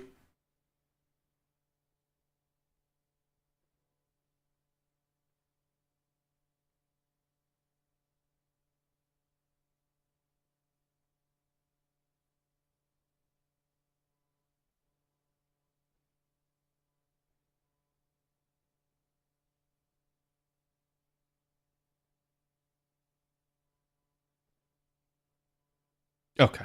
Yeah, he did.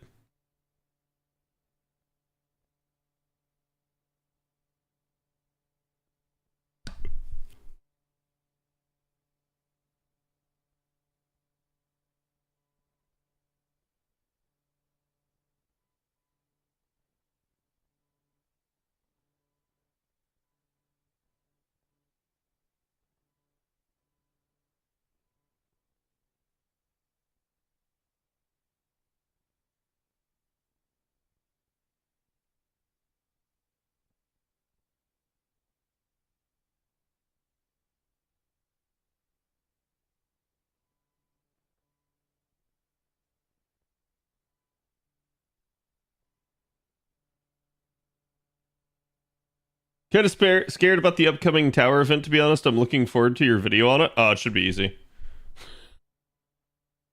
Don't be afraid. Okay. Chat. I'm getting out the camera background.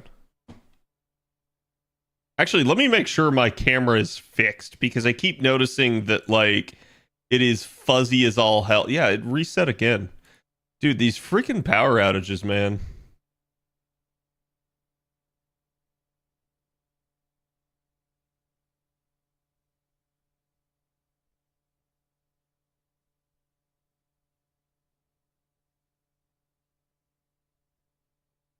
There we go, chat. Minimal sharpness.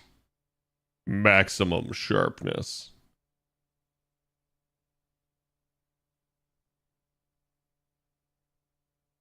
Okay.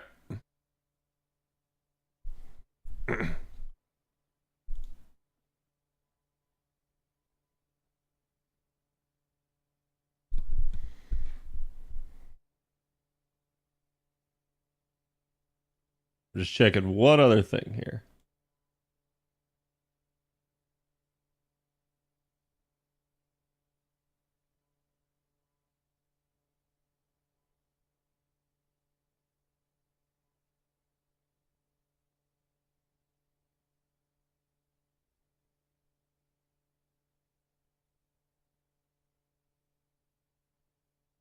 Yeah. Yeah, that's what I wanted to see. Okay. Hey guys, my name's Kadroth, and today I'm going to be talking to you about Odysseus. So, Odysseus has been out a long time, and ironically enough, I've never made a video on him, so I figured now would be a good time since he's just gotten an NP interlude on JP. So, interestingly enough, Odysseus has been a very, middle of the road unit for a lot of his release. He comes out and he's actually the strongest AoE arts looping writer, but he's not the strongest AoE writer by any stretch. And he definitely has some quirks to him. He's okay for refund, but he doesn't do anything for the party like, say, Da Vinci writer does. And so as a result, he is a decent option. But a lot of people look at him and say, hey, his damage isn't that much more than Da Vinci, and Da Vinci provides so much more utility that I'm just going to run with Da Vinci. Similarly, the only real thing that Odysseus has had going for him for a lot of time has been the fact that he removes defensive buffs before his NP damage goes out. And it's actually a really, really nice niche for him to have. It does set him apart from some of the other writers, and it does give him at least a claim to fame. However, there are still some competitors within that niche, including obviously units like Amakusa and Summer Abbey, but then you also, even within his own class, have units out there like Ivan that can actually target buff remove. So there is some issues still here with Odysseus standing out, and this buff does help him, but it's not a whole fix for that problem. That being said, I do really like this buff. Let's go ahead, let's get right to it, but let's talk first about just Odysseus's overall performance. Now, again, Odysseus is a permanent unit. You can roll him at any time by getting spooked by him, but he is going to be one of those units where you guys are probably going to either just stumble upon him or just devotedly go after him purely because you want that kit. Choice is yours at that point, but I'm going to say, honestly, I think most people nowadays skip Odysseus for the simple reason that there are other good solutions even within the welfare category that can help things out. And I think that's one of the biggest hurdles that Odysseus faces. So taking a look right here at his attack stat, you guys can actually see he's almost up to 12k. Definitely not a bad attack stat by any stretch of the imagination, but the competition within the writer class is definitely pretty good. His HP values are about 13k. He does have some baked in survivability to help him out, but this is going to be a concern for him overall. His attribute is going to be Earth. He does have some pretty high star absorption. Part of this is due to the fact that not only is he a writer, which has the highest star absorption for a class in the entire game, but he's also an arts unit, so they're kind of just trying to help him out a little bit there on that end. He's got star generation of 8.9, which is nothing to write home about, but it's not terrible either. His NP charge attack rate is 0.58, and this is kind of to keep him in check given all the things that he does have within his kit. His NP charge defense is 3%, his death rate is 33.7, which is a little bit higher than average, and his alignment is neutral good.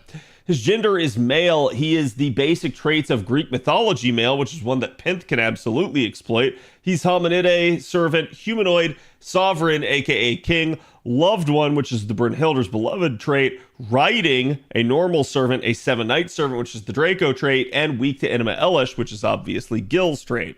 His deck is one buster, double arts, double quick.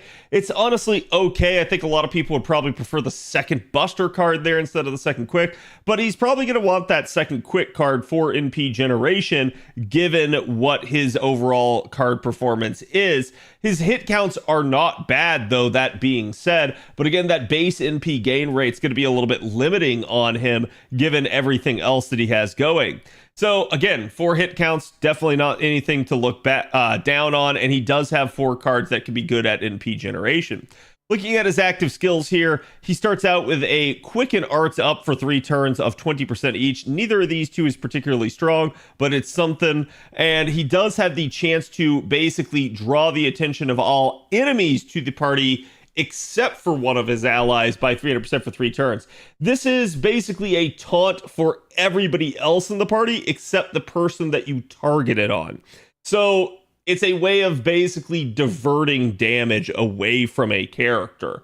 You can obviously use this on himself, or you can use this on someone else, but this does not make the other parts of the skill targetable. So it's just himself for the steroids regardless. The second skill here charges his own NP gauge by up to 30% here. It's definitely going to be helpful given the NP gain rate, as we mentioned, and increases his own critical star absorption for 1 turn by up to 1,000, which, frankly speaking, he probably didn't even need 1,000 with his already insanely high critical star absorption rate. If anything, he probably could have used maybe some additional star generation of some sort here. He grants himself Charm debuff immunity for 5 turns as well, which is actually a really, really nice thing, especially going up against certain charm heavy bosses like Cersei, for instance, which is definitely a subject that does come up in a event. And again, it is a really, really nice effect to have for challenge scenarios. His third skill grants himself invincibility for 1 turn, thus giving him some actual survivability, and buff removal resistance for 1 turn, meaning you can't stop him by stripping his buffs. So it is a really interesting way to handle him. And he also is going to get increased defense for 3 turns by 30%. Definitely another strong addition to his overall survivability. So you can see he has a pretty balanced kit. His steroids are not very strong and overpowering, but still his base attack power is pretty decent. So his attack stat combined with the lower than average steroid still results in okay damage.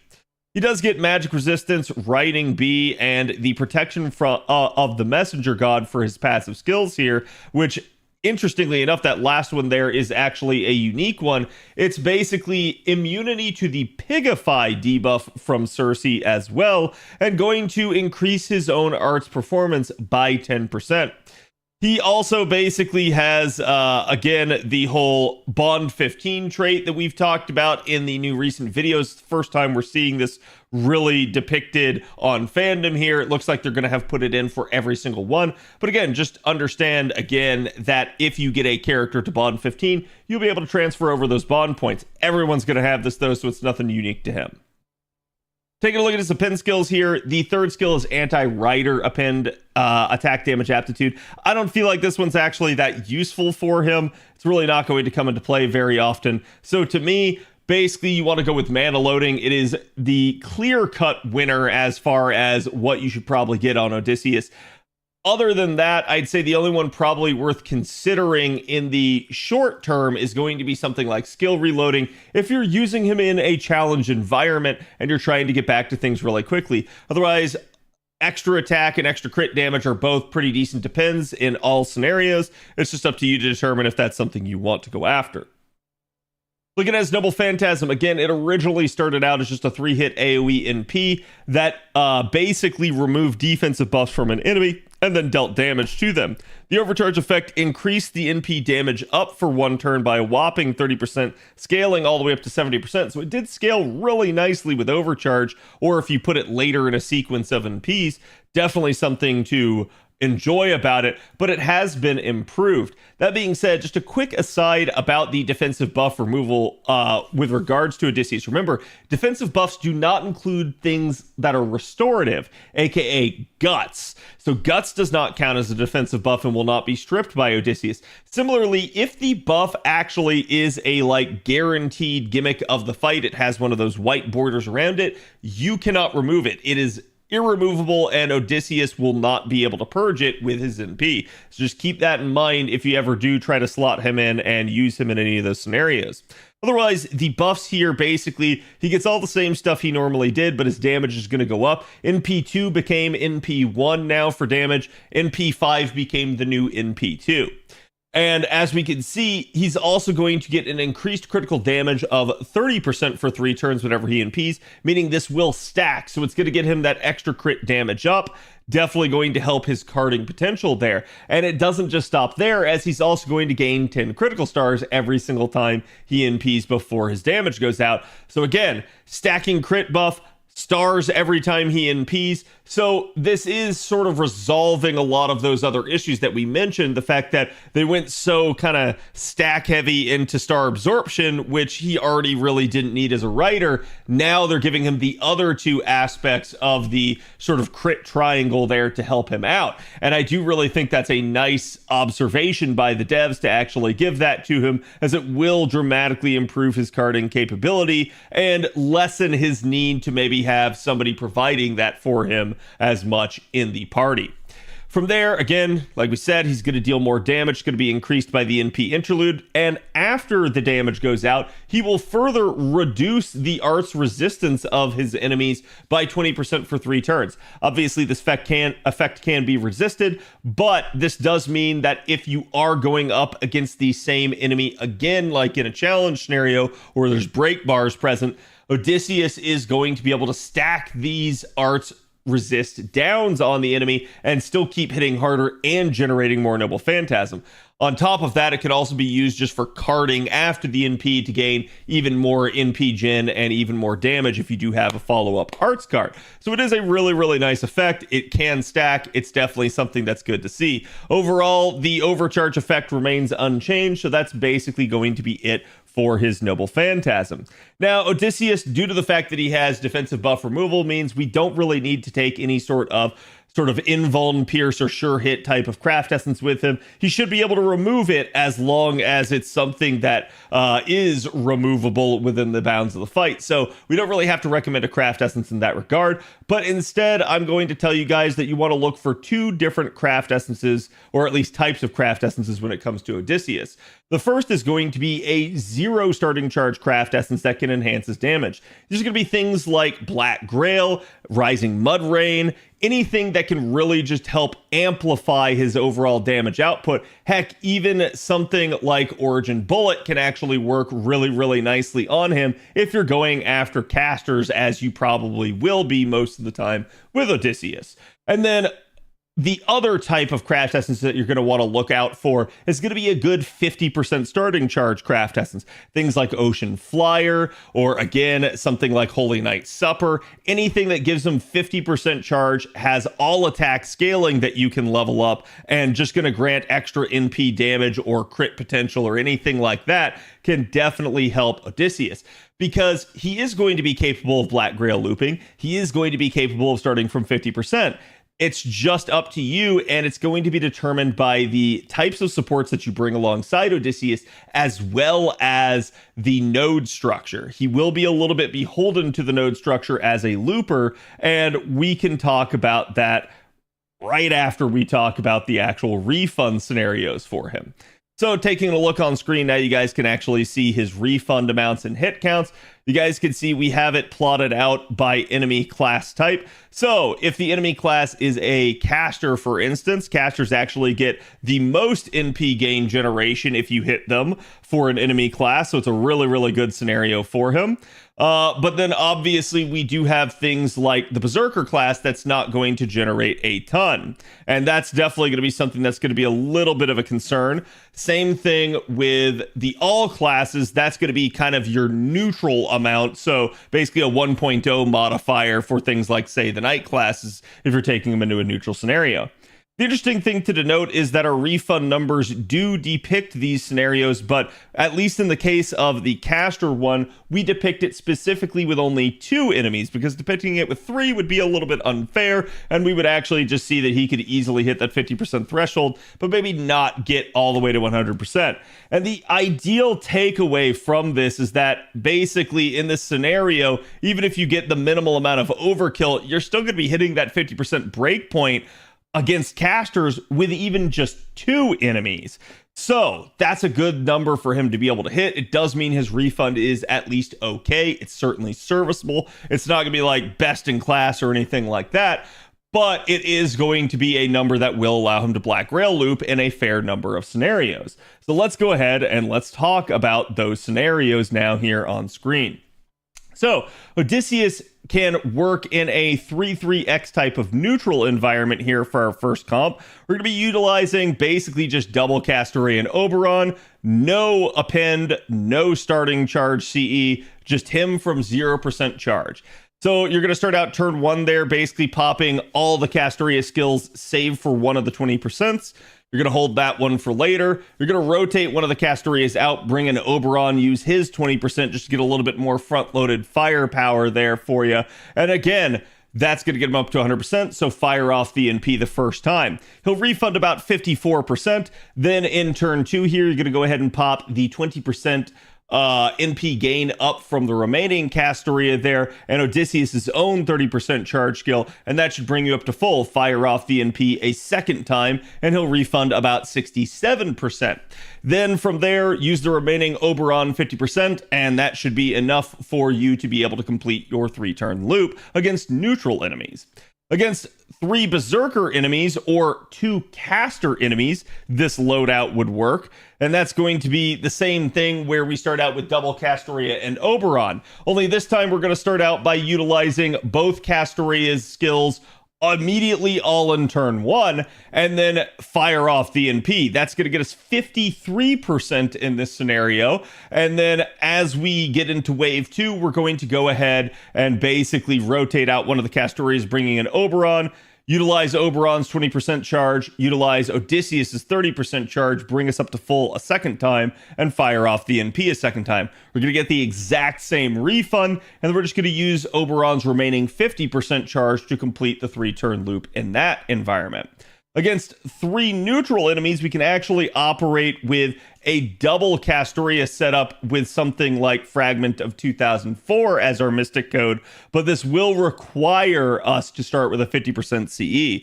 So in this scenario, we start out with 50% charge on Odysseus. We go ahead, we utilize one of the Castoria skills entirely, and then basically use the Mystic Code's 3rd skill to get the increased NP gain from that. And then probably also the arts up from the other Castoria, don't forget that. That should bring you up to 100% charge, and then from there, fire off the NP. He'll actually refund about 75% in that scenario. Go ahead and utilize 30% charge from one of the remaining Castorias. That'll bring him up to full again, and then that should allow you to fire off the NP. You'll refund about 54% this time. Utilize the remaining 20% charge from the remaining Castoria and 30% from Odysseus himself, and he will be full a third time to fire off his 3rd NP. And last but not least, in a 3-3x neutral scenario, making it work with no craft essence, but now maybe a maxed out mana loading, we can actually get away with a pretty diverse lineup of supports in this scenario. So we can make it work with Castoria, Shufu, and Nero Bride, for instance. This is a very refund heavy comp. That's where we're going to require the node structure to have 3 enemies in the first 2 waves in order to get those refund numbers. So starting out with this maxed out mana loading at 20%, we're going to go ahead, pop all the Castoria skills and go ahead and rotate her out, bringing in Nero Bride. From there, we're going to go ahead and use Nero Bride's 30% charge and NP gain skill on him. That'll bring him up to full. Don't forget to pop Shufu's actual NP gain and arts up skills. Just don't pop the charge up. And then basically fire off the NP. He'll refund about 74.9%, aka 75. From there, on turn 2, we're going to go ahead and utilize Odysseus's 30% charge. That should bring him up to full again. And then he'll refund 74% again. Go ahead and use Shufu's remaining 30% charge, and that should bring him up to full the last time to fire off the last NP. Now, you guys can see Odysseus can work in a whole number of scenarios. It does really help him out, especially since he is going to have some stiff competition. Well, how so? Let's go ahead and let's talk about damage numbers for Odysseus. Now, on screen, you guys can actually see the pre-buff and post-buff numbers here for Odysseus.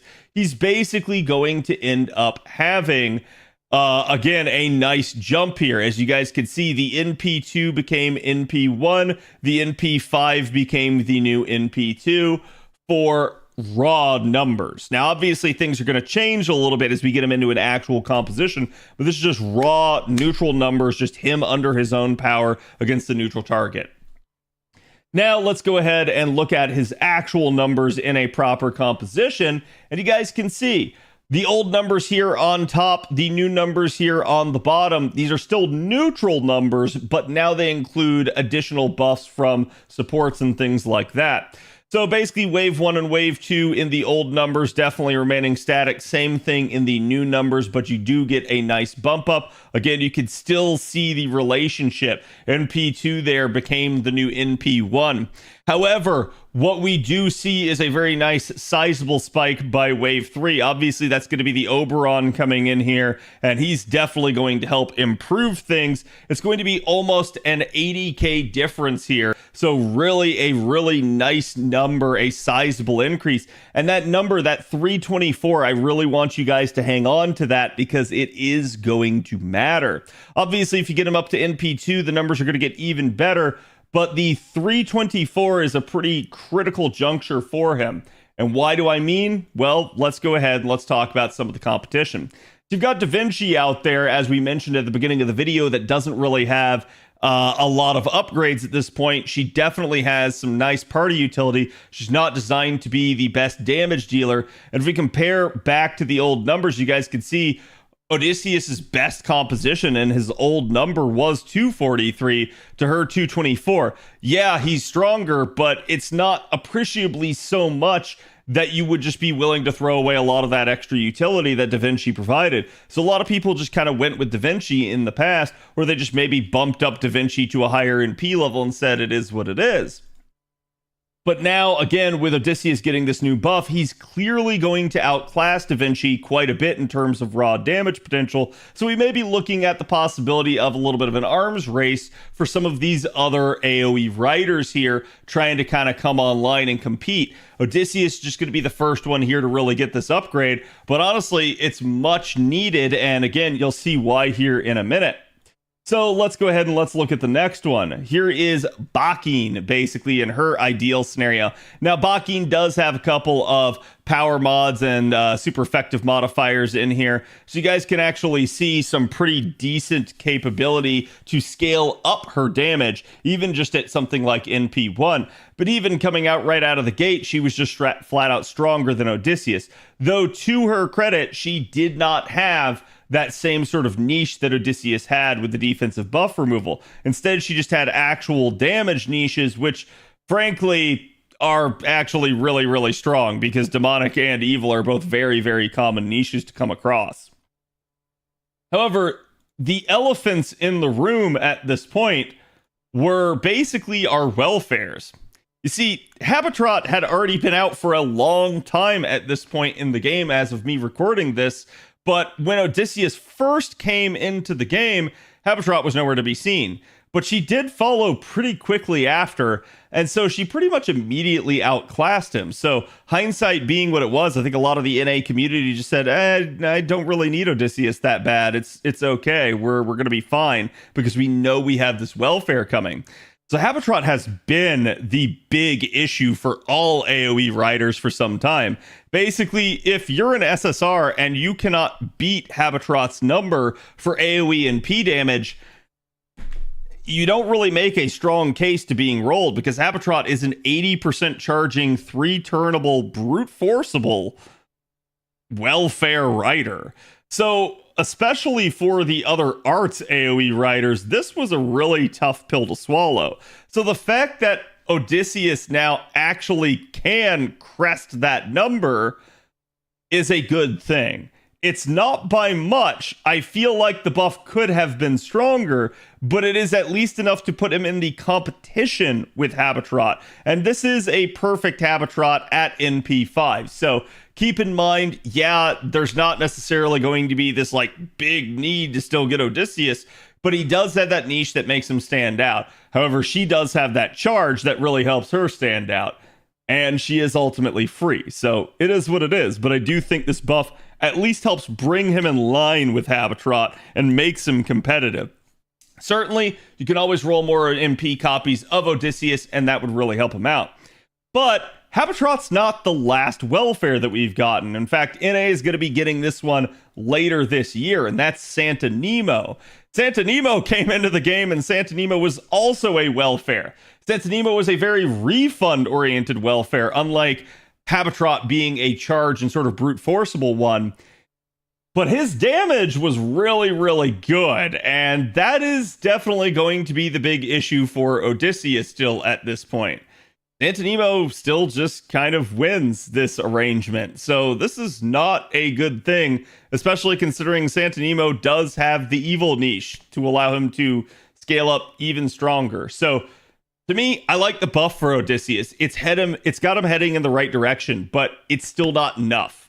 That being said, we have other units out there like Da Vinci that are just really left behind. Same thing with Bakin at this point. So hopefully the two of them get examined and get brought more into line to at least be competitive with the welfares. Because outside of the additional offerings of their kit, the welfares are absolutely trouncing them in damage right now. And that is definitely a concern, and definitely not a good place to be if you're a unit that the devs want you to spend money on.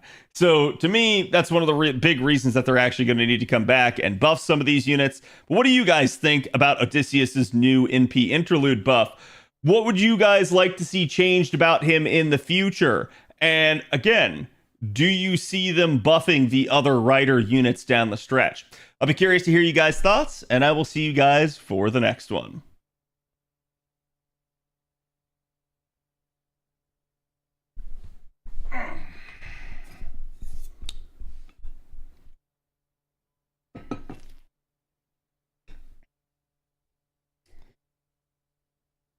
Oh yeah. Habitrot has so many potential uses. So it's like, it's tough to get anybody to roll for these other units now at this point. And I think that's where the devs have looked at this and they've gone this is why we don't want to give out welfares to other people. And I'm like, look, I get it. You're not wrong. But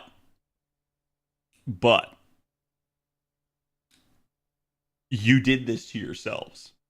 Nobody said you needed to make Habitrot that strong. Nobody. When Habitrot came out, chat, her damage eclipsed every other AoE rider, save for I think it was Ivan at the time was the only one that she didn't beat.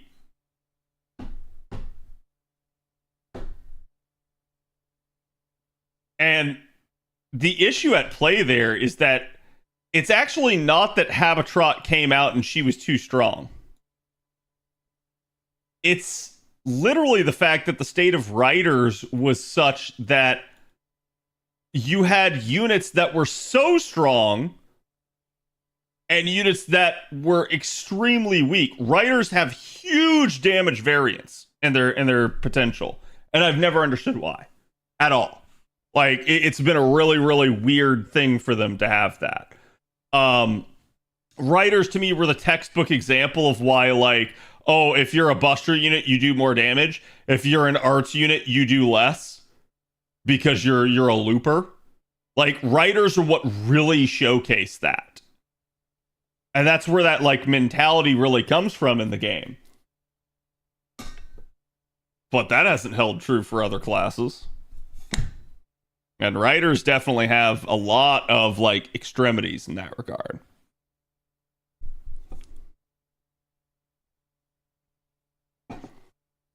Are AoE riders worse or the archers?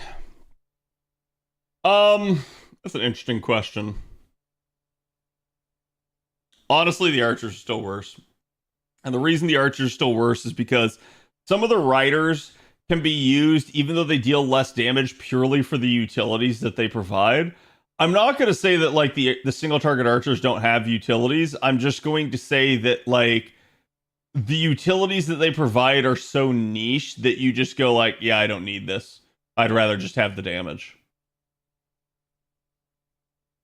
Honest to God, the best utility that the single target archers provide, it's Squirtoria. It's her terrain. That is easily the best one. Easily, and it's not even close.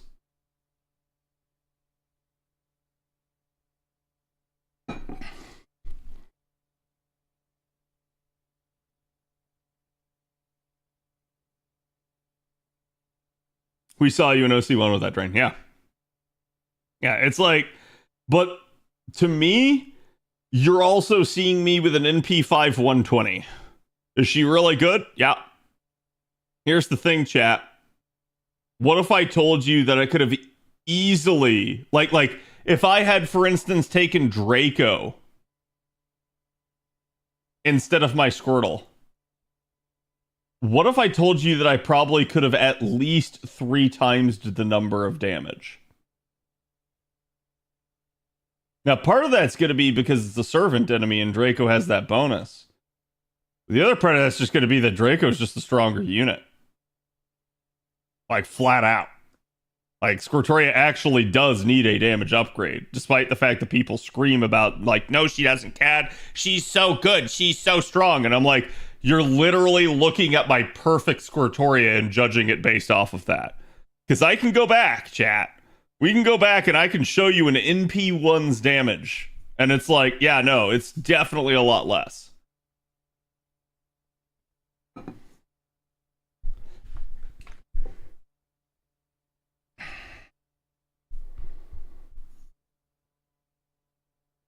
Oh, they started using her once I got MP2. You can use her at MP1 still really effectively, but it's just definitely a concern, I think, at this point. I can tell you my MP1 Squirtle does not hit hard, yeah. And that's why I say a lot of that stuff. God, dude, this, like, please update your Chrome! Chat, is there a way to stop this from happening besides updating my Chrome? Is there a way to stop the stupid fucking pop-up from constantly happening? Because I swear, like, even if you update it, you'll still get the pop-up the same day.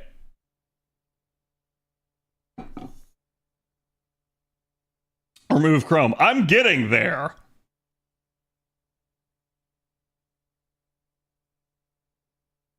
Chrome is quickly becoming vaporware.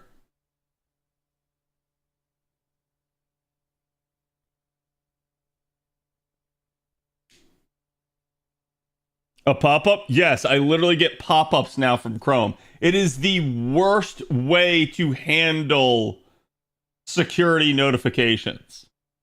The worst. I don't know what idiot over at Google thought that was a good idea. I know. I'll give the person a pop-up. Yeah, because people already aren't using ad blockers to block pop-ups. And they're already pissed at you for trying to get rid of their ad blockers.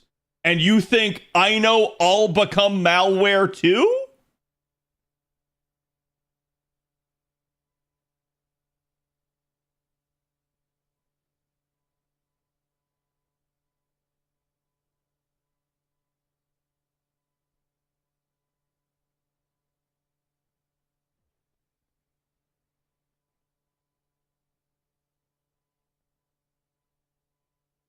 Hackers never use pop-ups for malware. Yeah, I'm waiting until somebody actually like gets into that and does it. Chat, we got the Wings of Lacrimation pre-release campaign. I'm gonna be real with y'all, chat. And I'm gonna just tell you that's not a proper translation. Because, allow me, there is no way anything in Japanese translates into that. There's just not. Japanese is a complex language, but not in that way.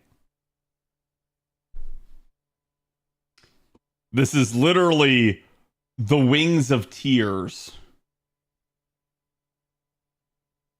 Okay, don't look at whatever fucking dumb shit fandom just put.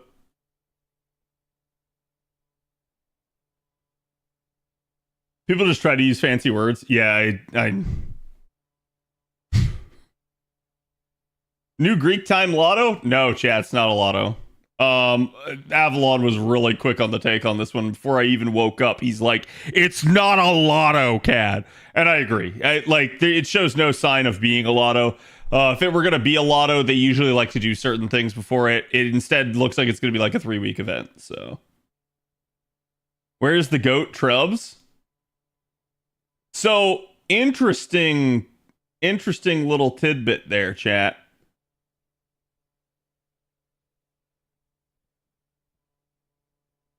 Hey, you see this? You see this? You see this? Oh, chat, what's that? Maybe go watch that. Maybe go give that man a follow. Maybe go give that man a view. 51 years of confusion, bullshitting, and food critique. Hope you have a good time tonight. That sounds ominous. Like, is that a threat? Thank you for the 51. Appreciate it, my dude. Announcement tab, no way, yeah.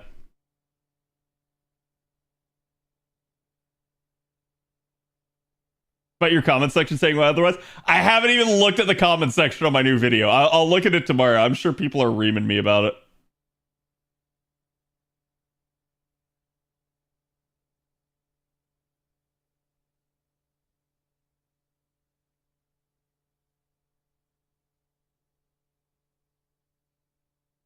I'm not a hooker, Jay says is though. Damn.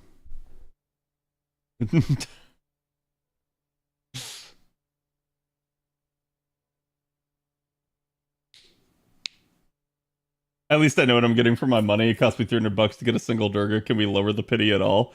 Right. Yeah, I actually feel like if they maybe did something like that, it would take pressure off the gacha. But I don't know that that would necessarily result in a lower pity. I feel like that relies on the company to be like, hey, would you like to make less money? The company will be like, no. No, I would not. And the company would be like, you know what sounds better to me than making less money? Making more money!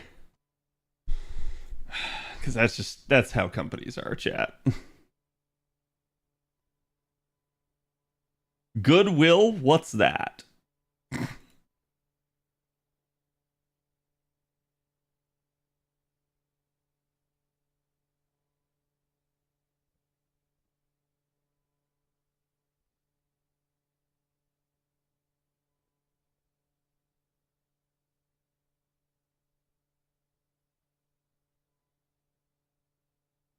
Pay him 1 Sankorts and you'll show him a good time. Damn.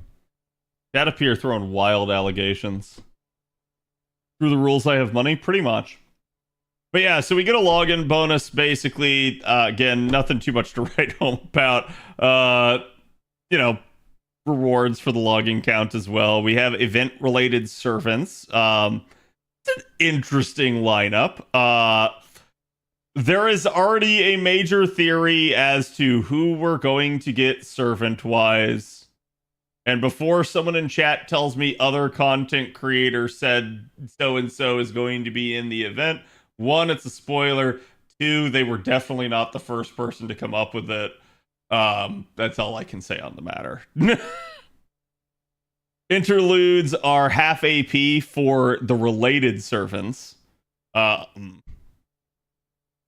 Wait, an unowned servant. Oh, okay. So if you don't have the servant, it's unlocked temporarily. Yeah. So basically, if it's a related servant, their interludes half cost. If you don't have them, you can do them. Great and super success 2 times for the event related servants. Bond plus 20% for event related servants. They know, chat. They know. Strengthening quests are half AP as well for the related servants, so definitely some there that you can do. I highly recommend doing Grays. Hello, Residente. Me with every interlude done now. I don't have a lot left myself. It's just whatever I missed in the last campaign. But yeah, so it's just the pre-campaign chat. They did say the next JP live stream is on the 4th, so you guys can look forward to that next week. Basically, we're a week away from that already. Mr. Trubs will be covering it. Go give that man a watch. He is definitely the authority for all things JP at this point. And he's also just a generally like good person to speculate with on anything theorycraft, so.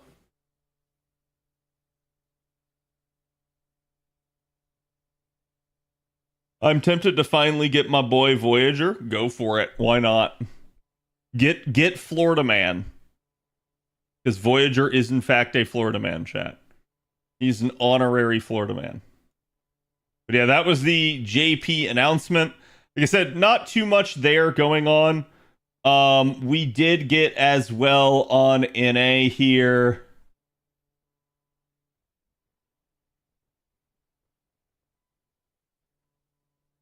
We did get the Mystic Eyes Symphony social media campaign, as you guys can see, basically before June 8th.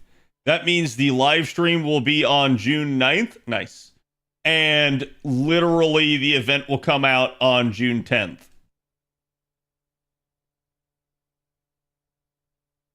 Wouldn't he be a Florida boy? No. No, there are no Florida boys. Everybody in Florida is born a man. Just walk right out like that.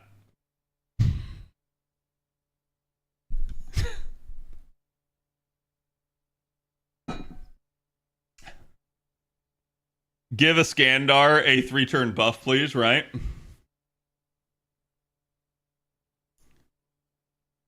Lies detected? There are no lies, chat. Only truth. But yeah, like I said, it's just straight up going to be that. Hello, CZ. Cat a legend in his own mind. Chat. In my mind, the only thing that is there is cobwebs and a hamster. And the hamster is running on a wheel. And sometimes it stops running and instead just takes a shit. It's that simple. There is nothing in there that is beautiful or glorious.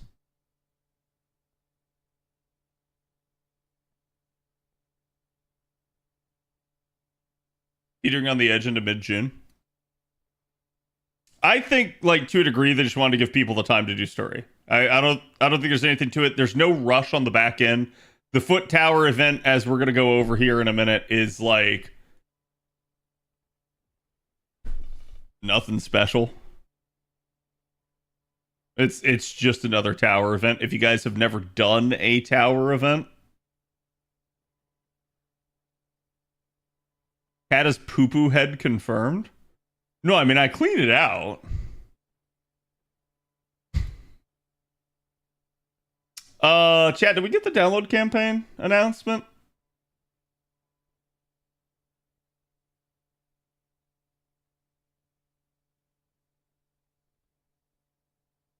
It's tonight? Okay.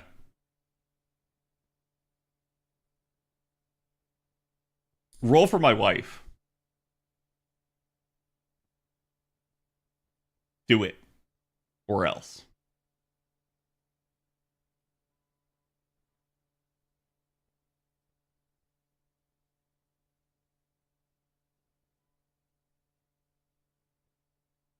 Like, how can you say no to this, chat?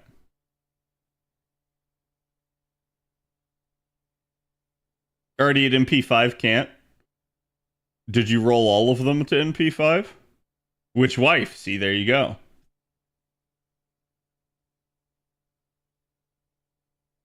I did not specify, chat.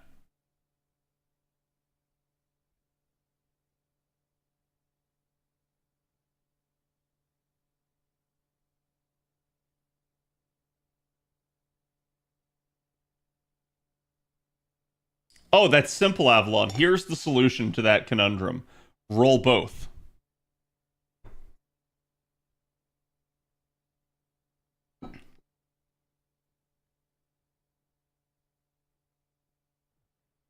It's that easy. It's that simple.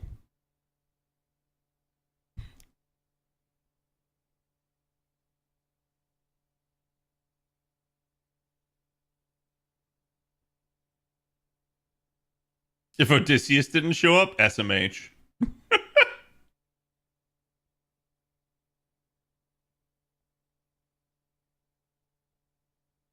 And and you say you aren't a gacha player.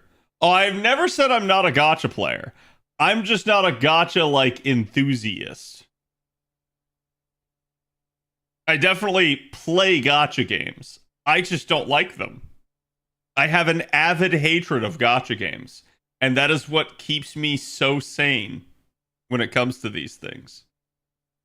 Because immediately I know when there's a rat, chat. I smell it. Okay, I'll roll them to MP5, but only if you roll in a waiver banner, CAD. My choice?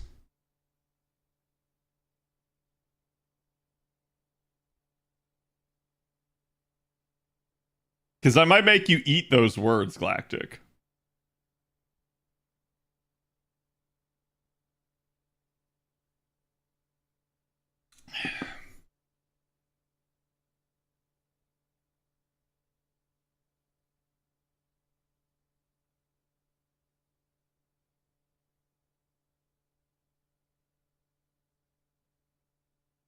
Our battle will be legendary and expensive. For you, not for me.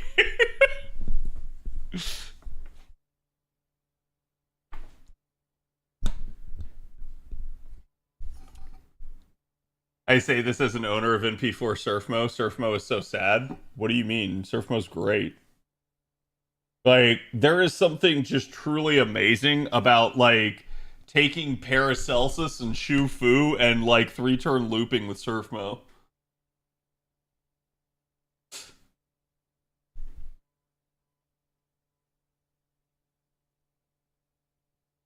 That Bunny Jet Kidda banner is very tempting. I mean, that's the original banner. Like, basically, these banners...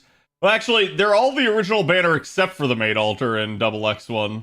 Because this was Summer 2 and this was Summer 3.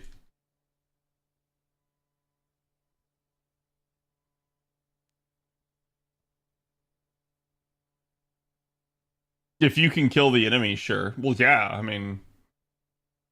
Stop taking it into scenarios where you can't kill enemies. Yeah, we already got the advanced quests.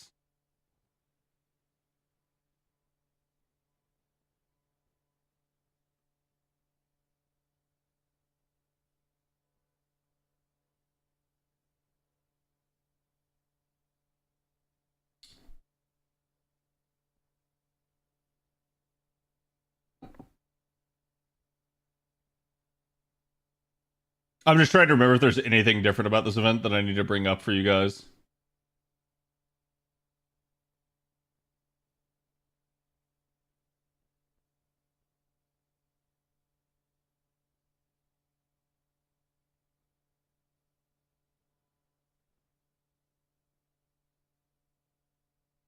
How slow it is? Oh, don't worry. That one I remember.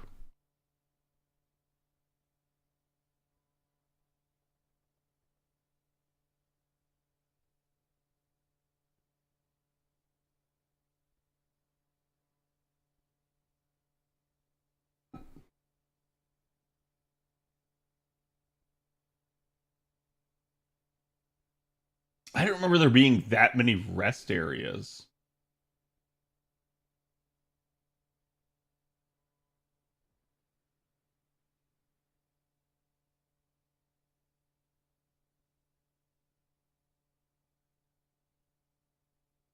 All right, Chad, I can immediately name the first 3. Can you?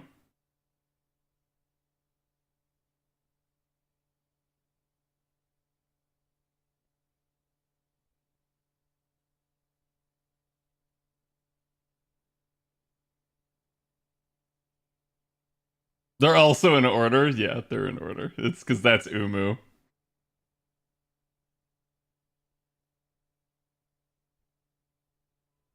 Do rest areas really matter? No. Neo, thank you for the 9. Appreciate it, my dude.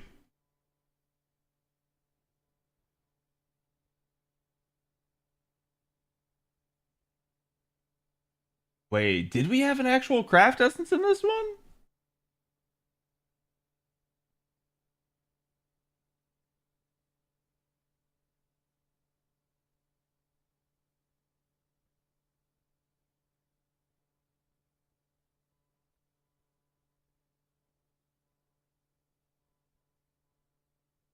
Wait, there's 6? Why are there 6? I guess one for every... Oh, no. Okay. Yeah, because MLB 200. But...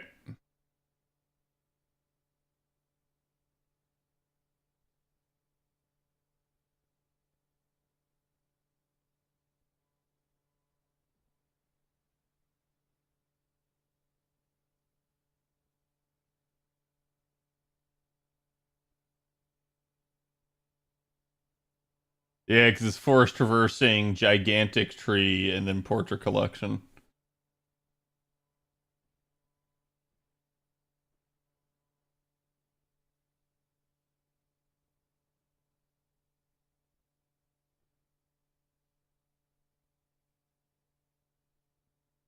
Side quests. What were the side quests?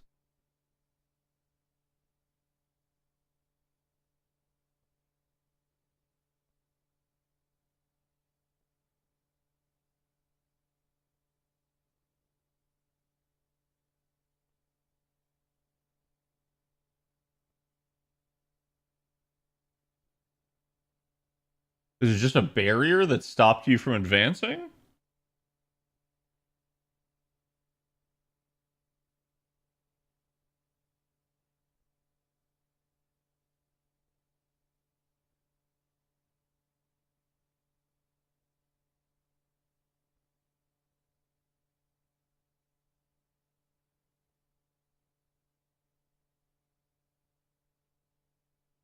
Yeah, I'm just... Other than one-off completion, I don't actually remember, like, why.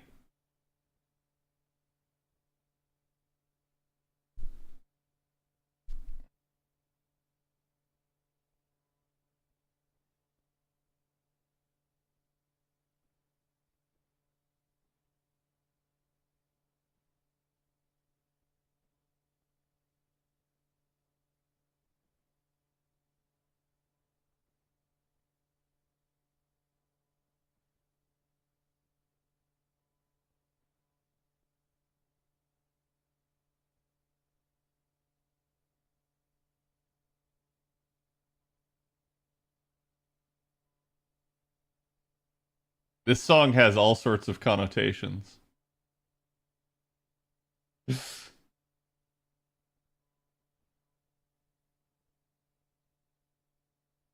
Yeah, I don't remember these side quests at all.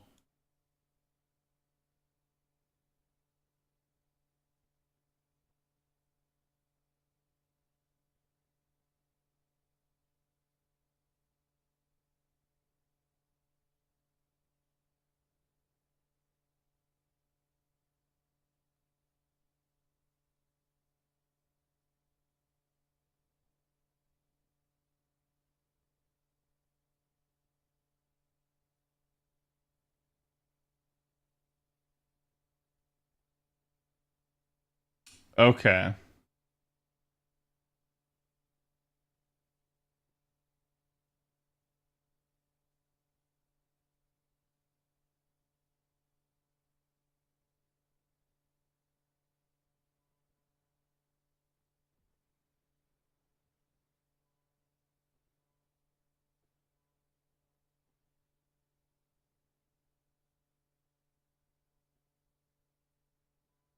Such a weird collection of banners, but like it makes sense.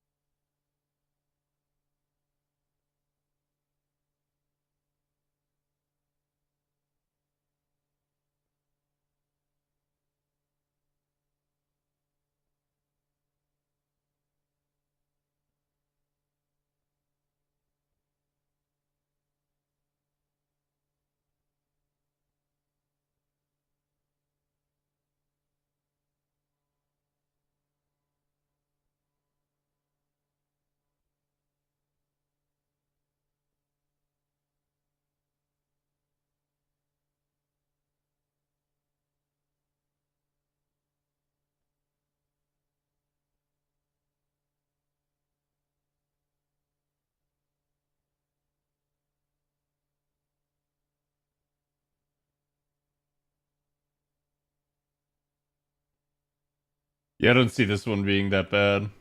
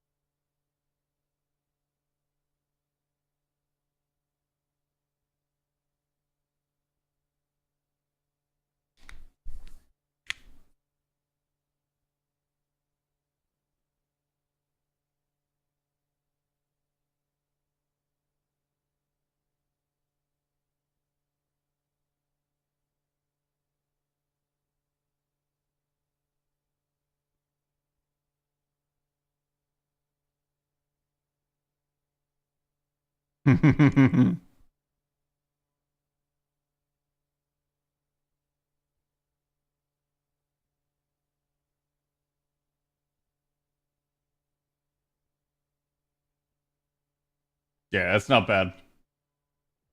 Sorry, I had to look into that. Okay. Chat, does anyone remember what the side quests are? This is the only thing I'm confused about. And it's just like, they appear to just be one-off side quests. I, honest to God, don't remember them, so I don't think they're anything terribly significant. But alright. Let's go ahead and let's talk about it.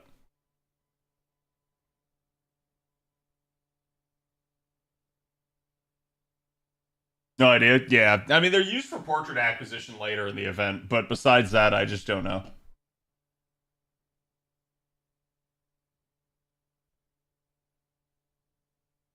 Hey guys, my name's Kadroth, and I'm here to talk to you about the Mystic Eyes Symphony event coming up on NA.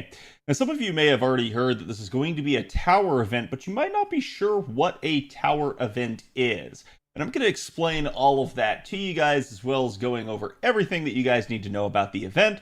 But first, a quick aside just about the overall schedule. Currently, right now, we have the pre-campaign announced. That campaign should basically wrap up on the 8th, which probably means that we're going to get the live stream somewhere on the 9th, and then probably the event itself proper on the 10th, as that has been the current sort of schedule and operating sort of pattern that they've been running by for a while now. So I think you guys can anticipate the tower event on the 10th. That does give you plenty of time to finish up your advanced quest, do the download campaign that should have come out today, as well as wrap up Ordeal Call 1 for story. And again, I do recommend getting all of that handled, but admittedly, the tower event does kind of leave a lot of your AP free up, because how tower events actually do work is they are a very AP light version of an event. And I'll get into that here in a minute, but again, just basically understand that we are coming up here on anniversary for NA. This will be happening a lot sooner than you guys would maybe anticipate, because for NA, it actually happens about a month earlier than it does on JP. That is the whole reason why we're getting this event about a month earlier than JP got it. It's basically just going to be due to the fact that NA celebrates anniversary at a different time. Ours is normally on the July 4th weekend, which means that ours should be somewhere looking like the somewhere starting about Friday, July 4th, ironically enough. Should be it. So looking like basically that Friday into the Saturday and Sunday. Now, it does at least bear worth mentioning that you guys are going to get a lot of rewards for anniversary. You're going to have a GSSR. You're going to have new units to roll. We've got summer coming up in the future too. So keep in mind, we got a lot of banners coming out here. Just, you know, keep your eye on the prize. If you guys have your eyes set on a new unit that's coming out in the future, keep saving your courts. Don't get baited. That's the only advice I can give you guys. But anyways, let's go ahead and let's talk about the actual Mystic Eyes Symphony event and what a tower event is. The tower events usually have a structure of having 200 different floors. This is the way that they've been kind of throughout time. We get them about every 2 years or so in the game, with a little bit of variance to that.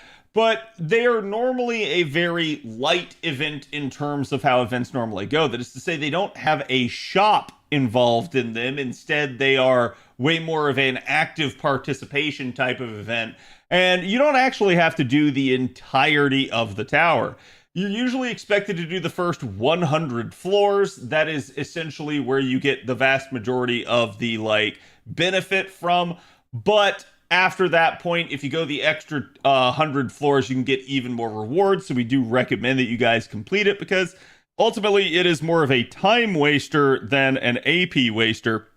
Basically, each floor usually costs you 1 AP a tick to ascend, so you end up usually having a lot of AP left to spare. And the reason why is because each floor is going to have a battle that you participate in, and there is also going to be an exhaustion mechanic with regards to your units.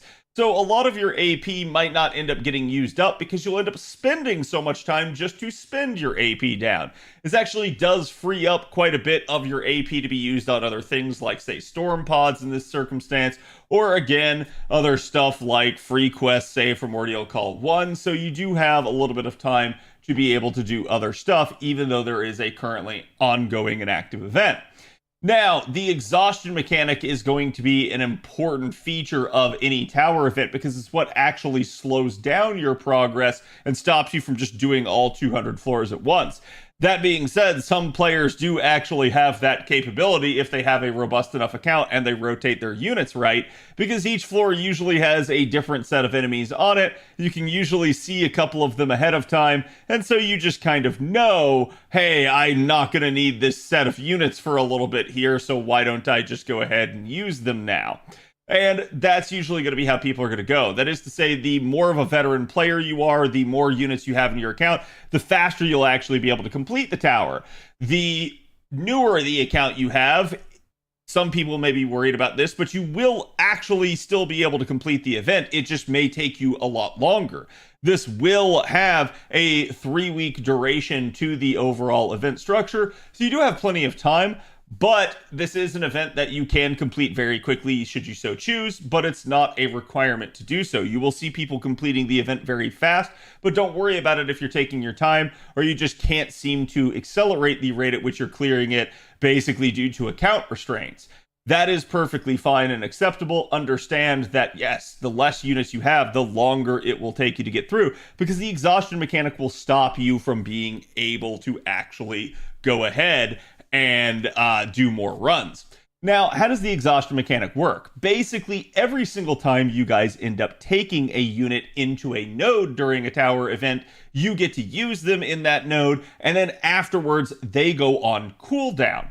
That cooldown is usually somewhere around 6 hours, and so if you play long enough, you can definitely get back to the point of being able to use them, but there is going to be ways to accelerate the cooldown and being able to get the unit back faster, and that is by using rest areas.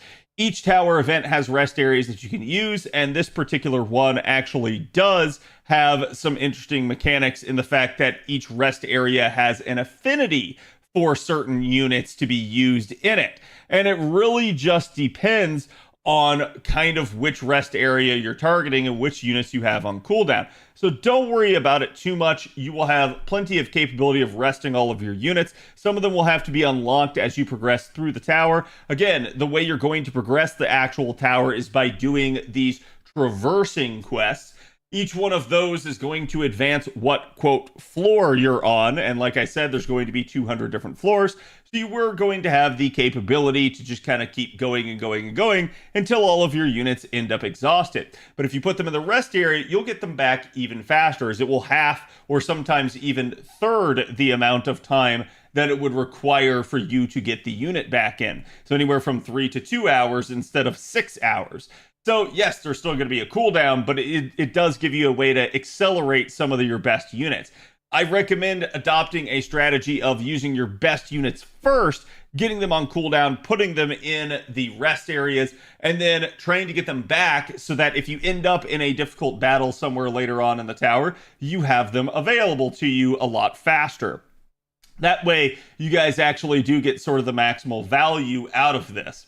Now, keep in mind that if a unit goes on fatigue and you have no other units to be able to use in a node, you may just have to take units that are a different class. You may have to take units that you maybe never expected to do. So tower events are a really good test of your account. And that's why the devs occasionally throw them out there, is because it's a really, really good idea to encourage players to level up all of their units, to invest in the various multitude of servants that they have across the span of their account.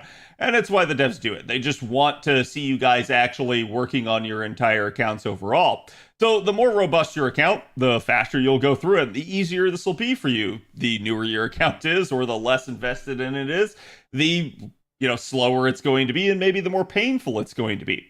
But that being said, you guys should be able to still get through it. Even new players should have the capability of advancing decently far into the tower. However, if you're so new that your levels aren't really like adding up too much, and you just don't have very many options, and units are not like capable of handling a lot of the high-end content, maybe be content with just doing those first 100 floors. It is what it is, but some of you guys may end up actually kind of being hard limited by what this event offers. And the reason why is going to be the fact that there actually is not a support mechanic in here. That is to say, each traversing quest, you're only going to be able to use your own units. You're not going to be able to use a allied support, a friend support, anything like that. So you're going to be on your own for this, and that's going to make it a little bit of a difficult thing for newer accounts, as they're not going to be able to take some, big whale account to help bail them out if they do encounter a tougher fight.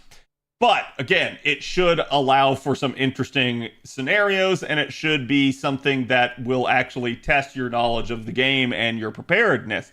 So it is a good thing. I don't want to make the tower event sound super hard. For you veterans, it'll probably be a walk in the park. But for you newer players, especially again, if you don't have a super invested in account, you just don't have a lot of options, it could definitely be a little hairy for you. So like I said, keep your eye on the prize, keep trying to advance as fast as possible. This does mean you'll have to play a bunch, maybe play at different times of the day. That may be difficult for some people with their schedules, but it is something to understand.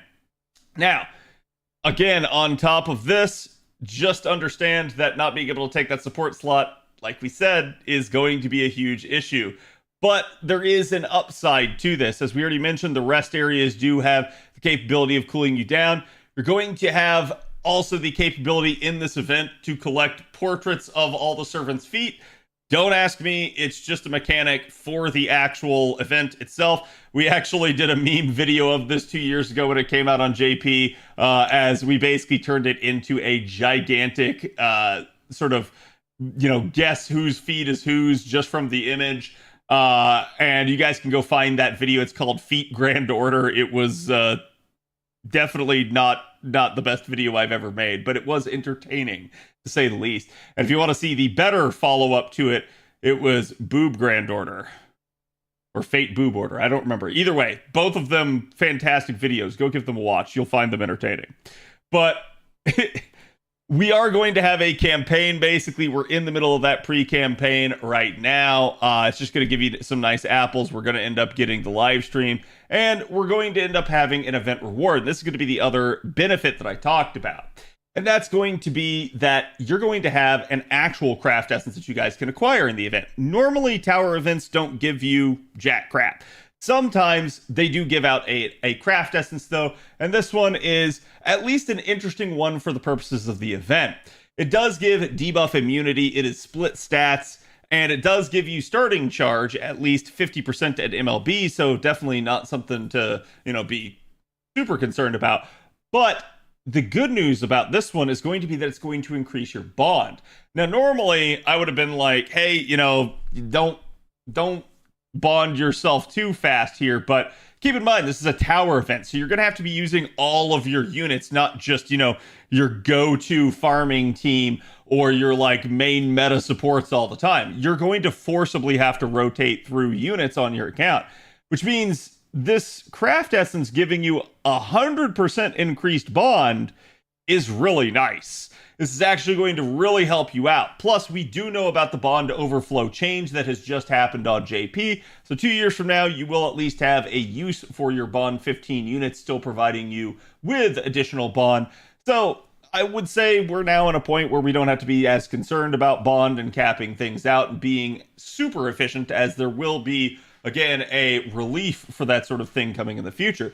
But yes, you're going to get up to 6 copies of this craft essence, not just the normal 5, which means that you will have one to put on all of your units, or you can try to MLB it, but admittedly that would not be as efficient, because MLBing only gets you 200% increased bond, which is nice, but it's not as good as taking 6 different copies, which would literally just get you a ton more in that regard.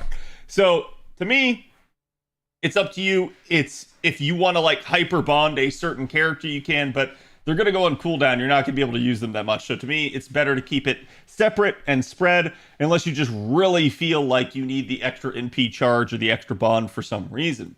Now, there will be a main quest that's going to happen throughout the first couple floors. It's just going to kind of keep progressing as we go through. I don't want to spoil it too much for you guys, but naturally, at the end of everything, you guys will get a very nice reward, and that's going to be another Grail.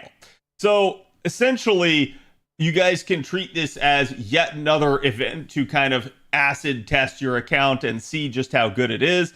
There are going to be those traversing quests, which, remember, you do have no supports that you can take, and you do have a minimum of 3 units being required. So you can't just cheat it like you could maybe in, say, like LB7 and just use 1 unit. You're going to have to use 3 units at a time here, which means each run is going to basically fatigue 3 of your units. So you can kind of do a little bit of head math and ask yourself how many servants you have on your individual account.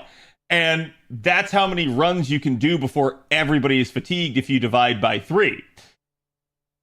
Now, you do again have the rest area, so you can get people back faster, but needless to say, yeah, if you guys have, less robust accounts, if you don't have as many units in your Chaldea, keep in mind this will be something where you're going to have to do more tap outs and more waiting and more runs than a person that has, say, like 400 units. The person that has 400 units can do 4 times as many as the person that has 100 units. So you're basically just going to see them kind of lapping you to a degree and being done with the event a lot faster. But like I said, keep in mind that you guys can actually get this done. Now, there are basically 3 different tiers. It's actually 4, but the way the event breaks down is it breaks things down into levels and like categories. So the first 50 levels are going to end up being your forest traversing levels. Your next 50 levels all the way up to 100, and that point is going to be the gigantic tree level. After that, the last 100 levels are going to be the portrait collecting levels. That's either going to be just portrait collecting, or again, for the last 50, it'll be considered additional portrait collecting, but it's still just part of the same thing for the event purposes.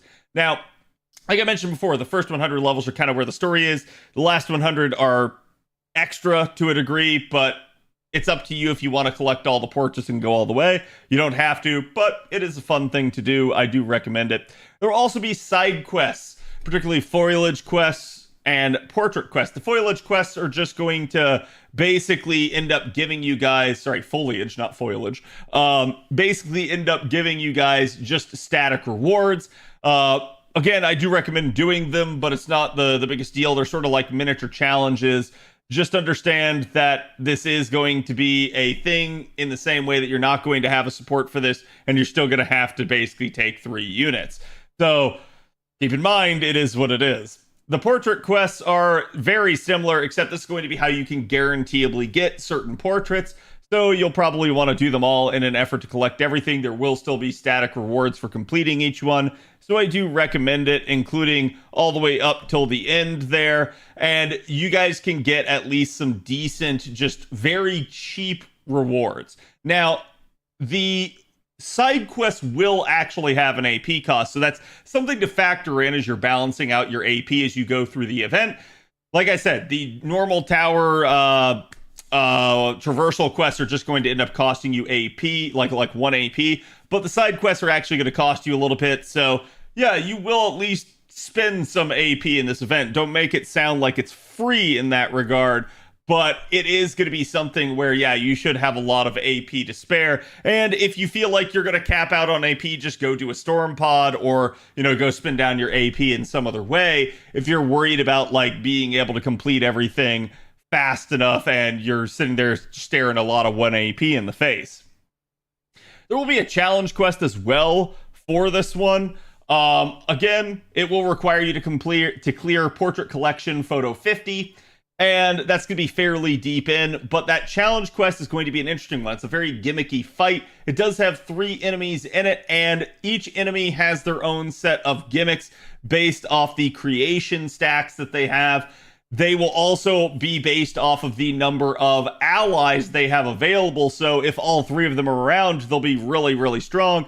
However, with each one of them you kill off, you will basically reduce the capability of each of those creation stack skills. Now, the thing to understand about this one is going to be that immediately you're going to be hit with an unremovable 200% attack down. One of the easiest ways to deal with this is to basically just plug suit someone in. You can also use taunts very effectively, and in order to stack or stop other creation stacks from actually going on you, you could definitely do things like stunning or skill sealing the enemies. I do recommend, however, taking somebody that has buff removal resistance, particularly someone like, say, Benny Enma, or again, maybe just an AoE damage dealer. Just be careful about popping bars because some of the bar pop effects can be really nasty if some of the other units are around. It can definitely make the fight take way longer. For this one, I actually do advise single target and kind of surgically removing them. Start with Galatea, and I think you'll be a lot better. But the choice is yours for how to progress through this one, and if you want to make it harder on yourself just to have some fun, feel free to go for it. Again, the reward for that is going to be a crystallized lore, so definitely a nice thing. There's also going to be several summoning campaigns in this one, including Medusa Saber. So some of you guys may have met her in Ordeal Call. I'm not going to get into any spoilers beyond just that, but understand that she was not summonable there, but she will now be summonable in the Foot Tower. So this is definitely going to be an interesting thing in that regard. Medusa Saber is a very strong single target anti-man saber.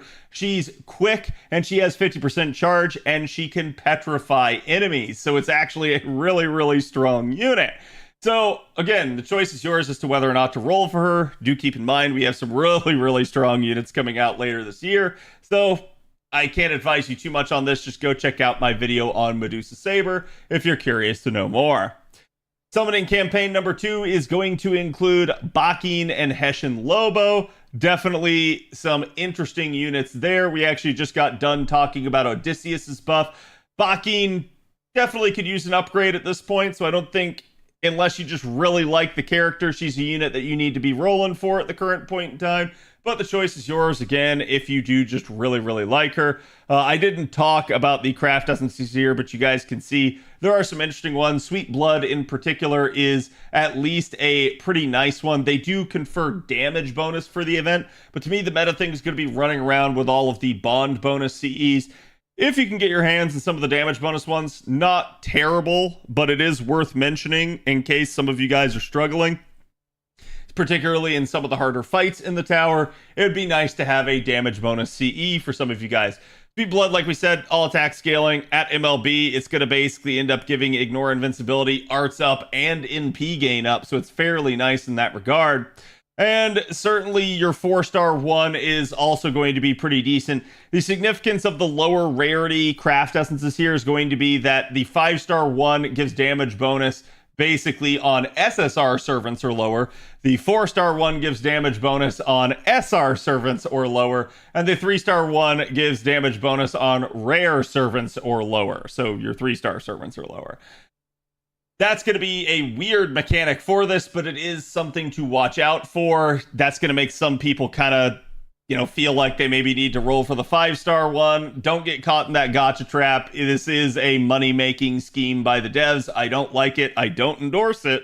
I'm just going to tell you guys, it's not something that you should feel like you have to do, but certainly if you're a newer account, it can definitely make the event easier on you. So again, that choice is yours. Summoning campaign number 3 is going to be Huyan Zhou. She's a nice AoE quick assassin.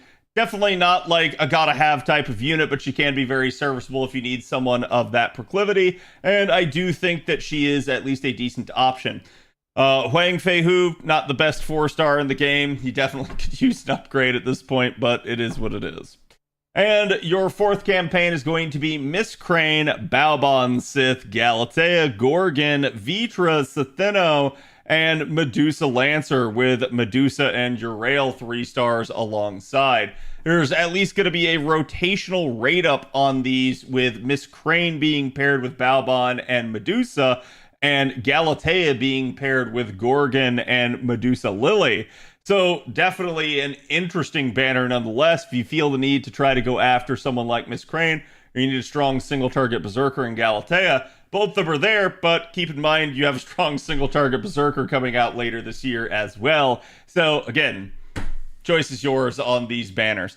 I do think there is a definite interest in, a unit like Medusa Saber, but I think she's probably the catch here out of all of these.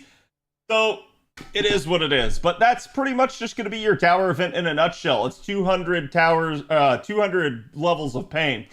However, it will feel like it's longer than any other tower event for you veterans, and this is my little bit of PSA here at the end, is that unfortunately the gimmick in this tower event, besides just the portraits, is that all of the units after floor 50 are servants, and that is going to make the event take forever, because the first time you encounter a servant in any node, the game stops and zooms in on them. And it's going to do that for every single node. I wish they didn't do that. I wish they gave us a way to accelerate it, but they didn't. So this one will take a while as far as tower events go, and it is kind of painful in that regard. But it's kind of a minor concern. Don't make too much of a big deal out of it. It's just going to be something where we're all going to wish that they did it faster. Anyways, let me know if you guys are going to be rolling for Medusa Saber, and how fast do you think you can complete the tower? I'll be curious to hear you guys' thoughts. Thank you guys for watching. Make sure to like, comment, and subscribe for more FGO guide content, and I will see you guys for the next one.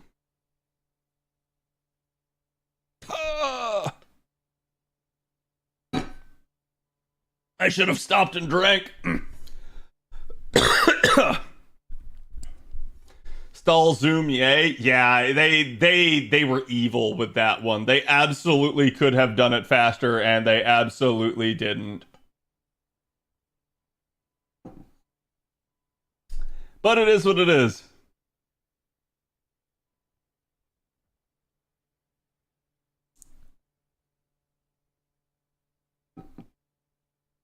Three days tops for me, maybe, huh? I wish tower events were a yearly tradition. I don't. I'm glad it's like the two-year pace, because they're gone long enough that I'm like, oh yeah, tower event, I love these. And then after I do a tower event, I'm like, please don't bring back a tower event for a while. Like this one is bad. This one burnt me on tower events for a while. I did not want to touch another tower event for a while after Mystic Eyes Symphony. It just, like I said, the servant zoom in was one of those things that it just made me go like, oh no.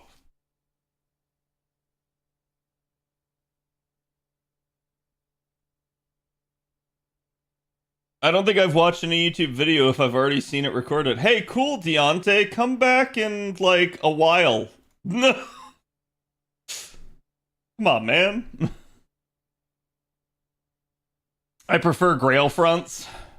Yeah, honestly, I kind of do too. Though I will say the thing that I really do like about tower events is that it actually does stretch your account, and it does give you a reason to actually like develop your account. I think every single time over the years I've seen people be like, oh, I don't need to do this or that in my account. Why should I? There's no point to this. And then the tower event basically ends up being one of those that essentially like actually forces you to. So I get why the devs do it. I'm fine with it. In fact, I think JP could use another tower event here. But we'll just have to see. Would I raise my 1 to 3 stars every time I see that question? Yeah. Video will get tons of views on YouTube from me alone. Thank you, Aniko. I appreciate it. Some things don't need to be said out loud, chat, please.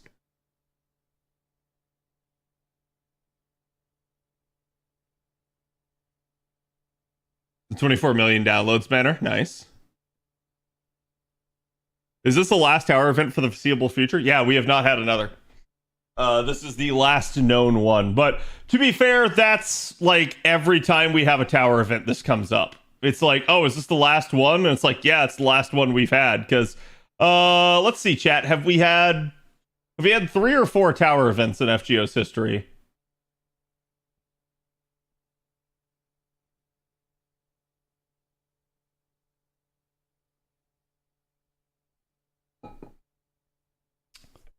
Tetsuban, Amazon S, Akihabara. Okay, so this is 4.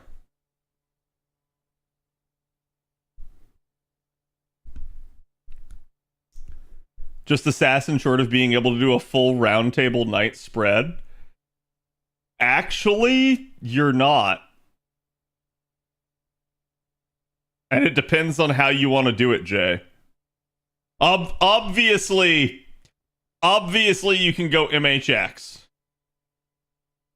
But that one's like the quote-unquote obvious one, right?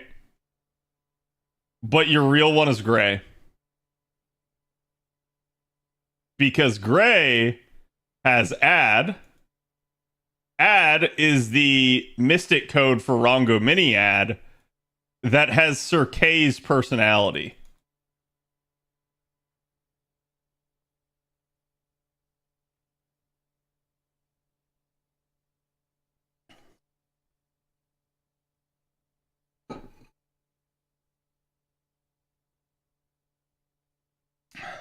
And Gray is the round table trait. Yep. Last tower event was so long ago. I think it was just touching the Lost Belts is when the last one appeared, which is crazy. The last one was Akihabara Explosion, which was... yeah, it was a while.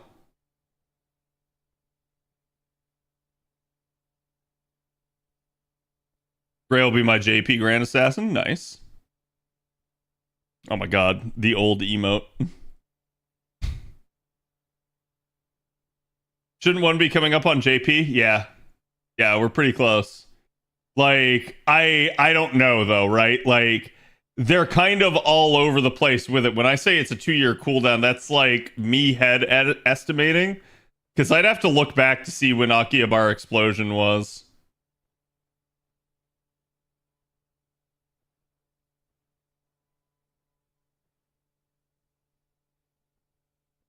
There's Saber Wars.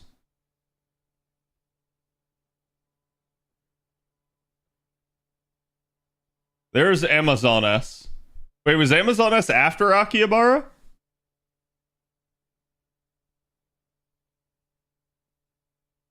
In my brain, Akihabara was closer. It was before? Wait, then when was Akihabara?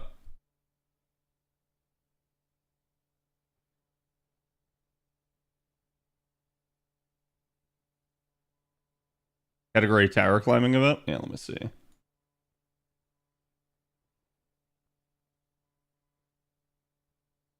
This is NA or JP? This looks like JP. This is 21? It was in March. Okay, I was thinking it was like January or February. Yeah, so 2021. So they actually like... I guess this would be 23.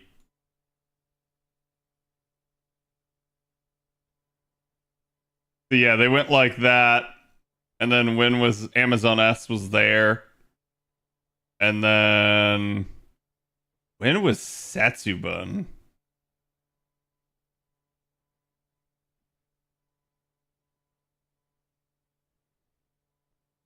Inside 2018.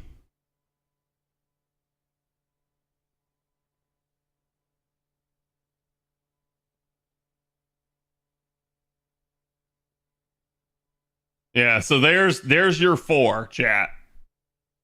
I say 2 years, but it's like the first one didn't occur until the 4th year into the game. Then 2 years, then 1 year, then 2 years, then we're now like we're due in. Look, it's a pattern. No, there's no pattern, right?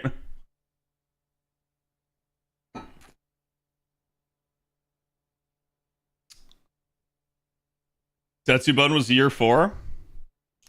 Apparently. Wait, no, that doesn't sound right. This must be the Setsubun rerun.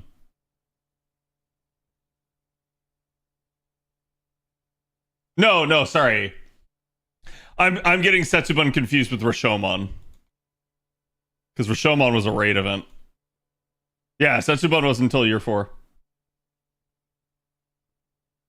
I mean, year 4, right? Like, 2018 is the 4th year of the game, but 2015 was a short year. So this is actually like half, 1.5, 2.5. This happened like, yeah, about 2.5 years into the game.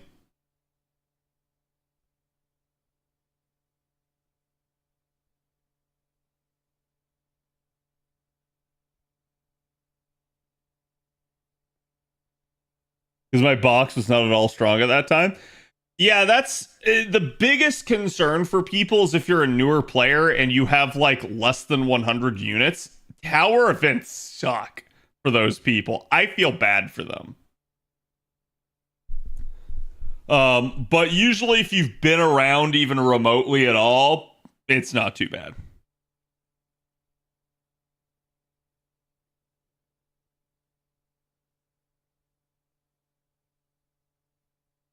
Tomo's still doing the whole Archer of Inferno thing. Yep.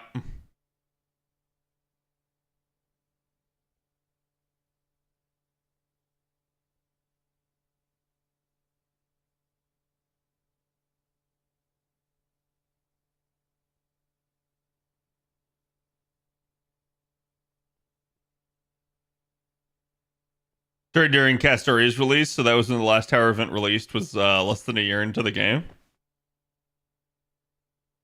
Chat.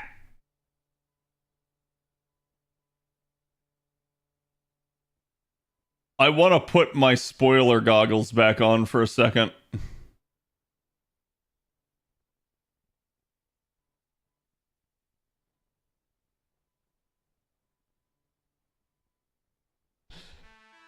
Let's and let's Cadception.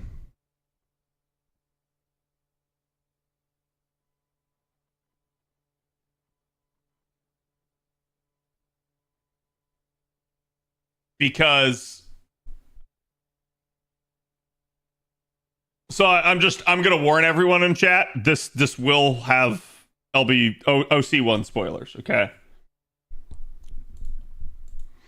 So when Ordeal Call 1 was coming out, I was advised to react to the trailer initially and give my earnest thoughts and predictions as to what was going on. Now we've completed Ordeal Call 1, so this video will have Ordeal Call 1 spoilers in it, just FYI. If you're worried about that, turn away now. But I want to go back and I want to look at me reacting to the trailer, and I want to rewatch and react to the trailer just to kind of see what I got right and what I got wrong. Because, honest to God, I already know I was way off with some of my predictions. So this should definitely be an interesting one. Let's give it a watch, because again, like I have not watched this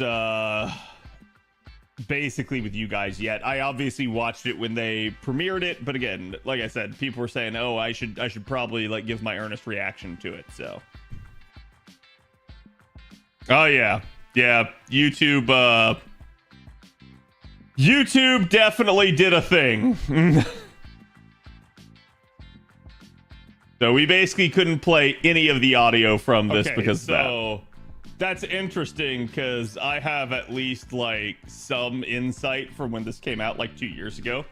So it's really interesting. Obviously, it's quality in the same way that like so many of these trailers obviously are, because I think it's like A1 Pictures that normally deals with most of them, and they've handled a lot of like big projects. Past Me makes some good points. So you start out with Duryodhana. It looks like he's surfing on his like baton thing.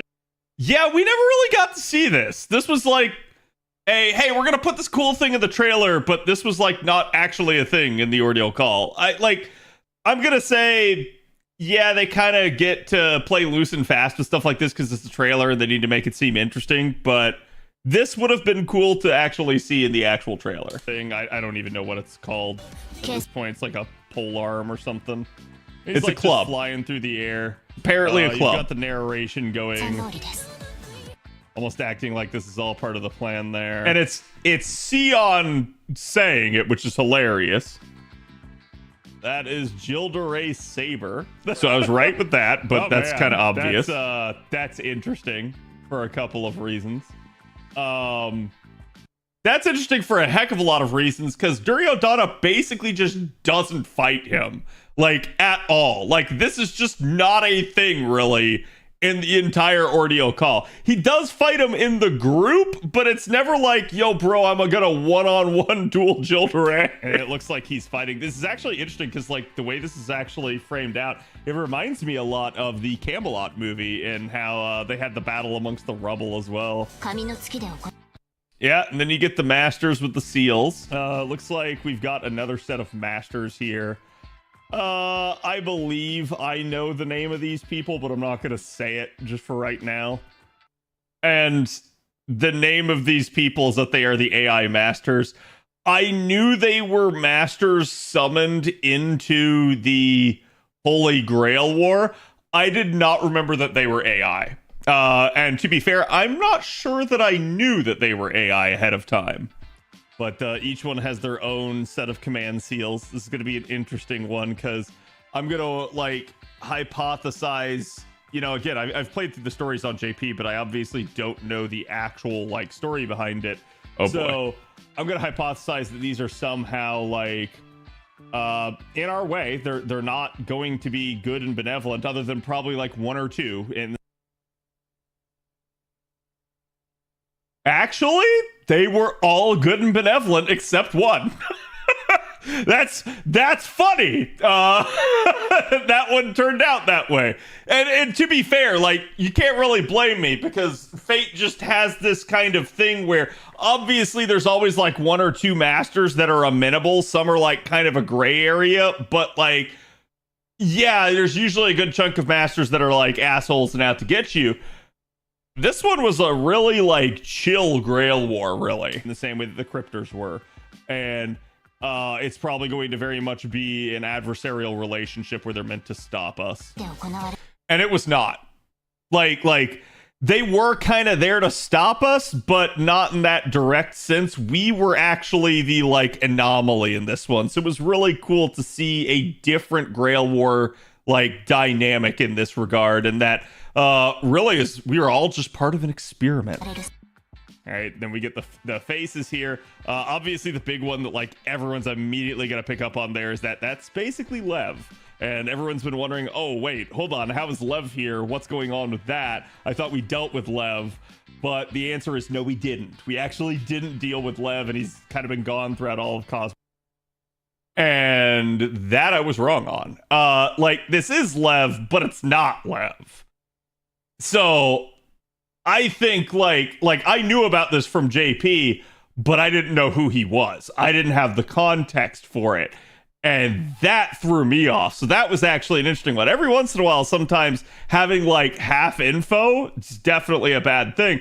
This is also why I caution people about, like, hey, if you're just like playing through JP and you maybe don't like know, or you think you know, but you have incomplete information, it's usually a good idea not to like go die on that hill and start arguments with people about like lore and stuff. It's like, you probably don't actually know what's going on.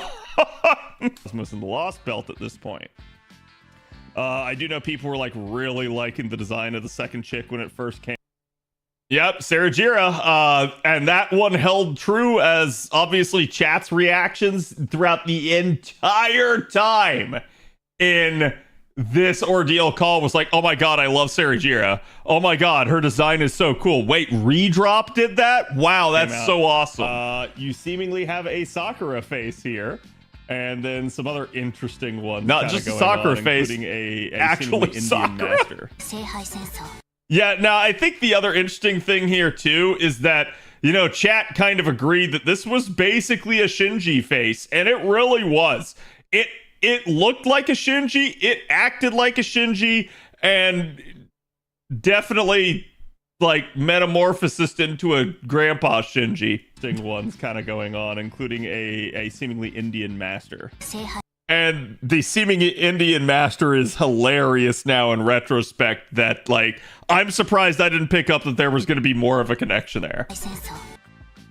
This particular thing was actually the quote-unquote highlight. And by highlight, I mean, like, this was, out of everything out of the original Ordeal Call 1 trailer when it debuted on JP, this was the thing that upset everybody by far the most. Because yes, this is Ronnie, but this apparently is AI, and people were deeply upset because think back 2 years ago. This is right when like AI really started to like get like it had obviously been popular before this point, but it had been. I'm gonna like cut myself off here and we'll skip through this segment because I spent a lot of time on this, but the point that I'm making is that people were deeply upset that they used AI to generate this. And I did forget that also back then there were people pointing out that, wait, this actually is like devious of them. This actually really does work. So on one hand, people were getting super upset, as like everybody does whenever AI art is involved in something. But on the other hand, like if there was ever an actual appropriate use for AI art, it is here.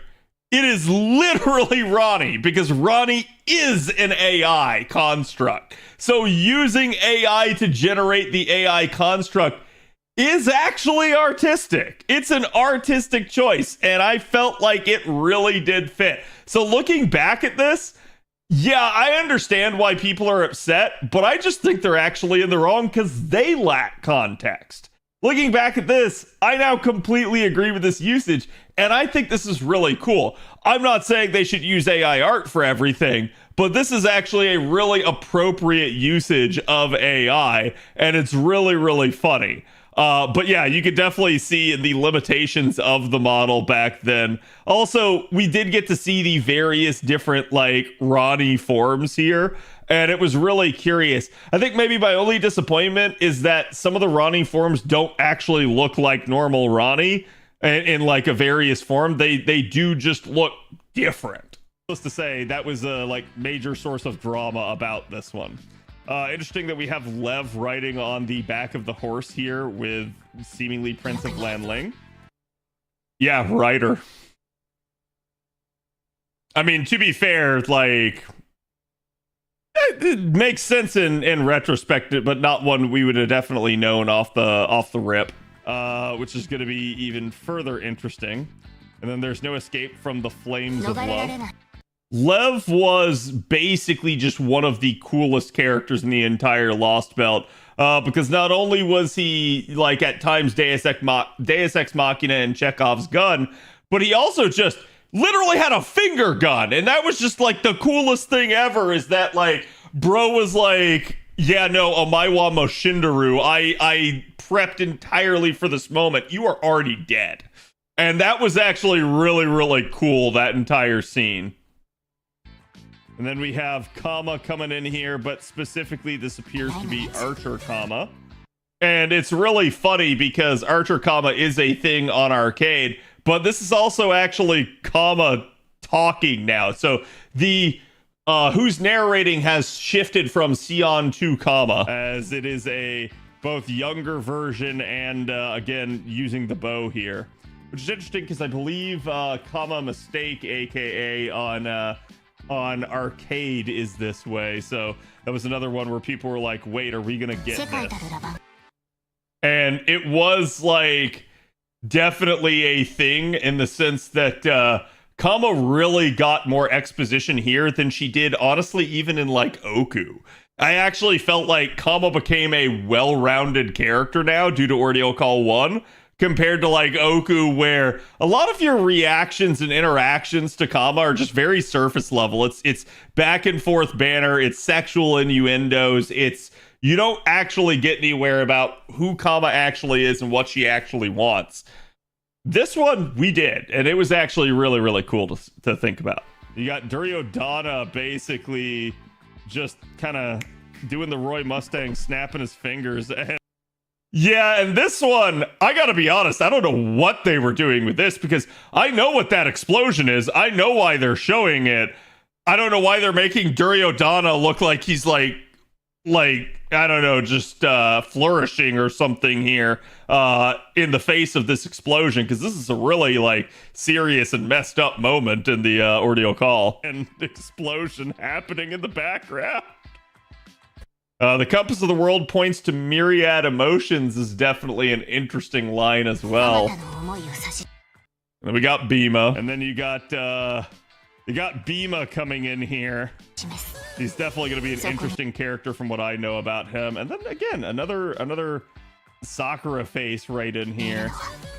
And I'm sure the Sakura fans are definitely loving this, because this is like their dream. It's just a cute like summer picnicky day or spring picnicky day with this was both like Emiya Gohan's slice of life Sakura, and then also like super depressing like typical Sakura, in the sense that like nothing goes her way, everything goes wrong, nothing can go right for her. Like this is both like super awesome and cute, and super sad and depressing with a Sakura face. And then there she is, the SSR from the Foot Tower event coming up after this. She'll be here, but she's not gonna be obviously like rollable yet. You're gonna have to wait for the event after Ordeal Call 1 in order to get her, but that is Medusa Saber. I got nothing else to input on Medusa Saber other than the fact that like she also, like Sakura, just felt like she was in a no-win scenario. She actually like low-key ended up being the key, but it was just purely due to her eye in the end, and that was like really interesting to see. I actually did not like the line about Medusa and her eye being not only unable to affect, that would have been one thing, but also getting reflected back at her. I thought that was actually like really stupid. It's like, I don't care if you're a divine, Medusa's eye is pretty infamously powerful. It's like, you should not just be able to like, oh, I'm just gonna long distance reflect that back at you and like totally mess you up. It felt like, yeah, they showed the strength of that character reflecting it, but it really felt like it was kind of over the top and unnecessary. It was more designed to get Medusa out of the picture than anything else. Event after Ordeal Call 1 in order to get her, but that is Medusa Saber. And frankly, I would have just preferred, instead of using Medusa's eye, to have Medusa there fighting alongside us. Interestingly enough, again, they keep showing the Shinji face. And the whole time when I was like watching this, I was like, man, this kind of looks like Zhao from Genshin Impact. It's just like, I couldn't really think of anything else other than just like, bro just looks kind of weird. And I did not put together that this was a Shinji face. And actually, looking back, he actually gives me a little bit of like Demon Slayer vibes too in that regard. I really don't know who this is, and that's interesting to me because I feel like I should maybe have some idea, but I'm gonna be curious to find out a little bit more about these characters here. And then we can see basically we've got the Sakura face, we've got Medusa protecting her as is, and then honestly, that is Gilderay. Like, you can see it right here in the very first frame. He's got the cross, he's got the big thing, but as it goes on, it becomes harder to distinguish him, and he's clearly like bursting out into some sort of like eldritch monstrosity. And he definitely was an eldritch monstrosity.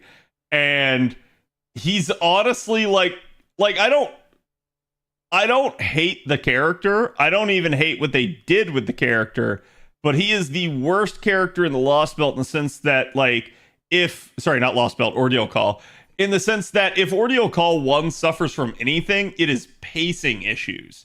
And his arc just drags on way too long, and it feels like we just immediately jump to, quote unquote, the end of the Grail War, partially because we just figure things out and preempt it. So it feels like the Grail War kind of like barely started getting going, and it felt like there should have been like a secondary threat in the middle there. There were some, but they were relatively minor, and it felt like there needed to be another like big thing before we just jumped right into the end crisis. You get Lan Ling with his again, you know, blood coming down on his mask there.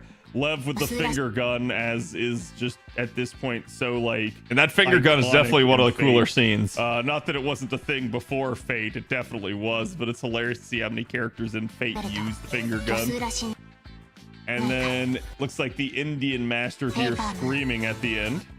I honest to God, to some degree, I wish they would actually release the English version of these trailers sooner rather than later. I wish, instead of waiting for the live stream and stuff to pump this stuff out, I wish they would actually put it out like a little bit more ahead and let us speculate some on it in the same way that like JP did. Obviously, there's going to be people that are going to spoil stuff, but I think like this was actually a fun little experiment. And I'd like to do this a little bit more in the future with some other trailers, because this is really cool to like predict stuff and then see what I could get right and what I was completely off base on.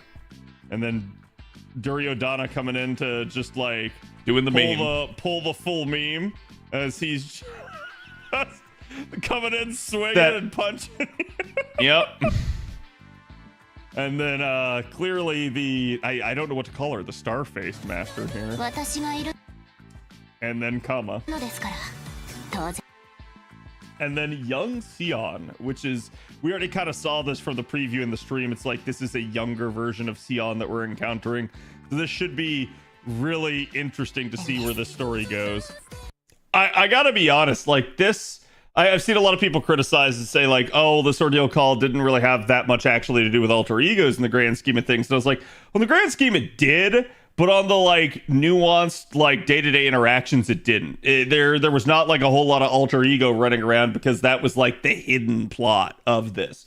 And in that regard, I don't blame myself necessarily for not picking up on this, but it is interesting to see how they really did like shove a lot of this stuff in your face.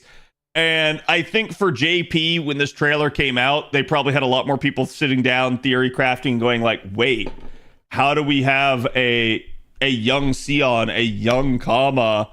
We know this is probably dealing something with alter egos. It's like, is this an alter ego of them? Whereas I think that's something where it's like this happened so like bang bang for us on an A that I just never even thought about this. But really cool, really interesting to see now in retrospect. Really interesting to see where this story goes. But yeah, that's the trailer in substance. Like I said, there's a lot of interesting stuff there in that. I'll be curious as we read through it, everything that's going to happen, but I definitely want to experience it and see how it is. So let me know what you guys thought of the Ordeal Call trailer to begin. Yeah, so like definitely there were a couple of things I got wrong there. There were a couple of things I got right too. I think the one I can't forgive myself for is like being just completely off base, like at the beginning here with the Masters. I should have maybe like predicted this a little bit better. Particularly Lev. Lev is the one that was like, oh my god, I didn't even consider that as a possibility.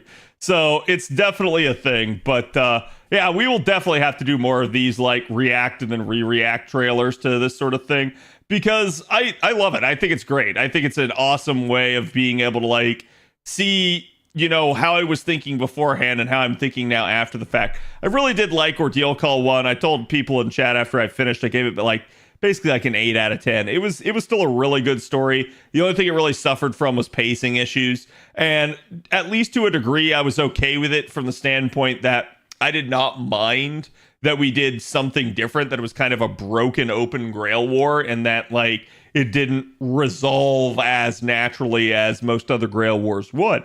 So I thought it was actually an interesting like change to the formula. And admittedly, I think the pacing issues kind of dissolved for me towards the end, as a lot of the story was just really well written towards the end. You got a lot of closure, a lot of payoff, a lot of really cool moments, and even that epilogue, they really felt like they did a lot more there with it. So let me know what you guys think about Ordeal Call 1. I'm gonna say keep the spoilers to this video if you can, but definitely a really, really interesting one for me, and I'm certainly curious to see how the next Ordeal Call comes, even though it's basically not until next year. So again, thank you guys for watching. Hope you guys enjoyed. Let me know what you guys think about this type of video, and I'll see you guys for the next one.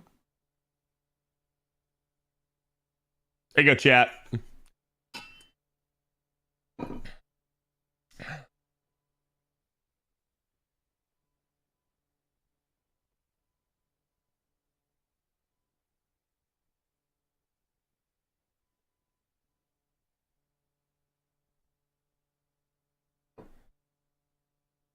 Yeah, it's the Rider bomb scene.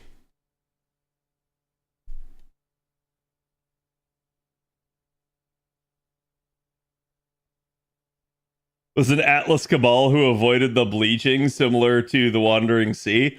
No, that I was sure was not the case.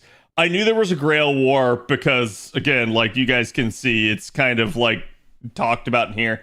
I did not realize that this was like imposters, basically, that this was AI, that like this was again gonna be like not Lev, right?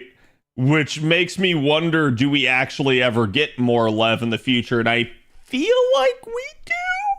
So that's maybe part of where my confusion is coming from. I'm maybe working with a fuller deck than I realize, and it makes it an interesting thing nonetheless. But I thought like each of these masters was really interesting. I thought the worst kept secret of all of them was Archer, because they're like, you've got Rider, you've got Lancer, you've got Saber, you've got Caster, and you've got Berserker, and then we are Assassin. Where's Archer? You're gonna tell me they're not gonna fill in the 7th class? Bullshit. Like, of course they're gonna fill in the 7th class. And I think there's actually a lot of justification there, that if you guys consider this, okay, hear me out. We know for a fact that the AI masters were created ahead of us, right? So Archer was actually the first summoned, and we know that there was Rider, Lancer, Saber, Caster, and Berserker already there. That's how we got there. We are the 7th candidate. We are the, hey, they needed an assassin, and particularly, they needed the assassin to counter the Archer, because the Archer was doing fucky shit. So it's almost like the world was like, not on my watch again. And that really, to me, makes it feel like, oh, hey, how did we get there? That's how. The world was correcting itself again.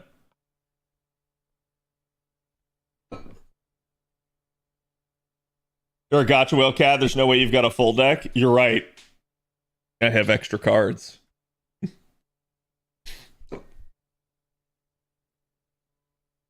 I was at least somewhat surprised by Archer being disguised as the defend AI. Yeah, that was interesting to me.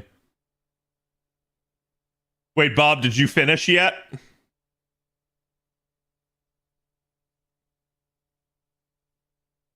I don't want to spoil Bob.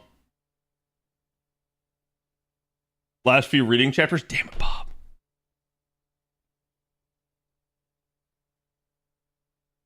Weird how humanity is mad at us for using the extra classes, but still made us fix things. Chat.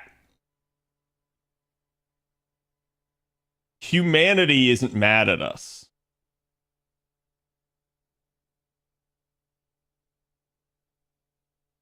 Humanity doesn't think we're humanity.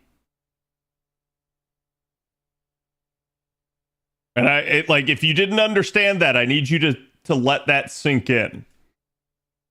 We're proving that we're humanity.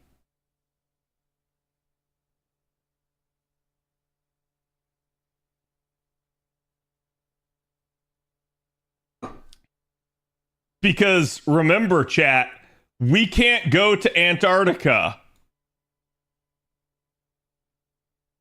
I fucked up the spelling. Anyways, we can't go to Antarctica.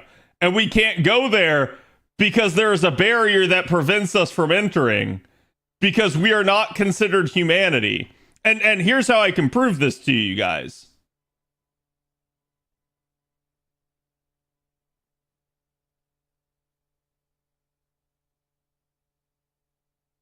We can't get in until we've proven we're enough human.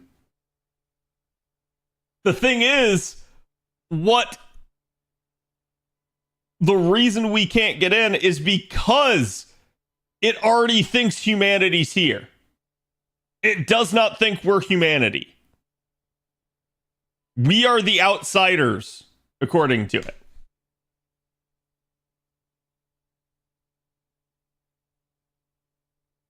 Humanity is protecting Chaldeans from us because it doesn't recognize us. No. No, you have that backwards. Chaldeus is being protected because it's humanity. We're not. That's what you guys got to understand. Right now, we're on the opposite end of the scale.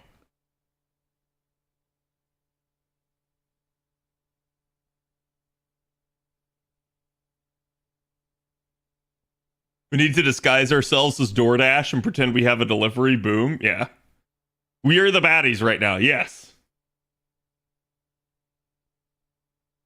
We have been supplanted as humanity.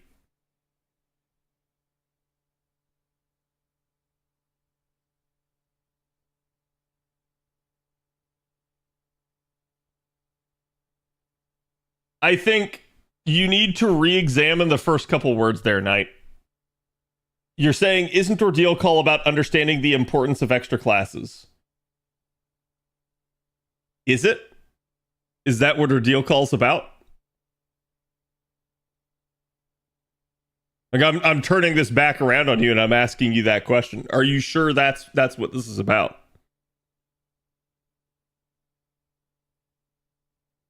I'm just saying y'all should think about that.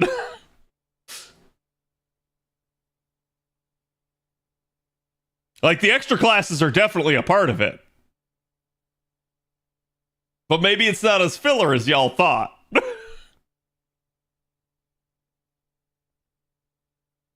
Like, I'm not going to say Ordeal Call's definitely filler. But that's for me outside the box looking in, right? If you're inside the box, you shouldn't really be seeing this as filler, because what this is this instead a story extension.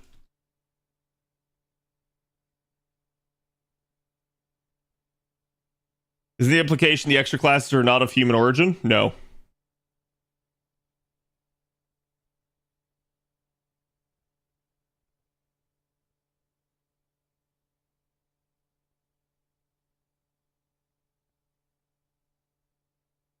I need to rewatch the prologue because I think I just missed the point. No. You guys gotta understand, they made the point vague and unclear. On purpose. I'm telling you, it's more of a mystery than you guys realize it is.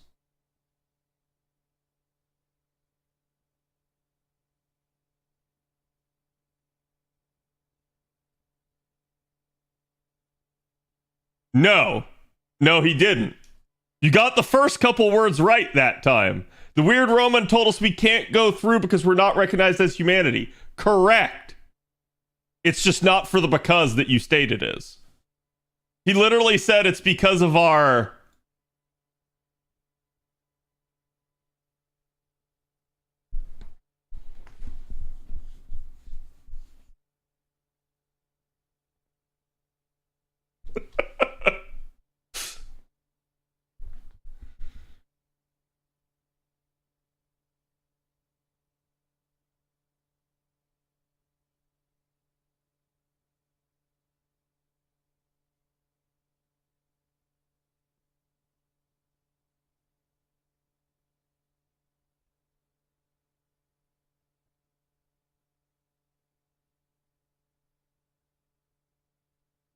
We interacted with a lot of extra classes. We did. We did also abuse the extra classes. Maybe we don't understand the extra classes. Maybe we were using something we weren't familiar with. Maybe we also did other bad shit. Like, chat has brought it up, at least on the YouTube side, and I do agree. It's like, yeah, we purged 7 lost belts. We literally pruned 7 other timelines. We killed off 7 other worlds of people. We are not without sin. Like, we are not the good guys at the moment. We are the necessary evil.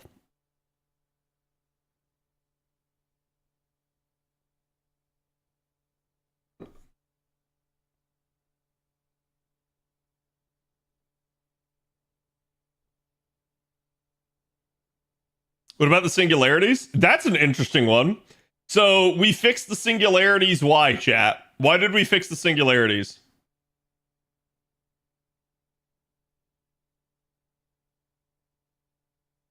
Very smart people.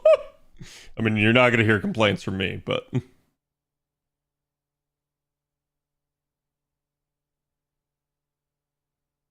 to prevent the incineration. Yeah, so we were fixing singularities to stop Goetia, right? But we also found out that it's highly likely that Goetia was doing the incineration to stop the Lost Belts and the Bleached Earth. Uh-oh. Uh-oh.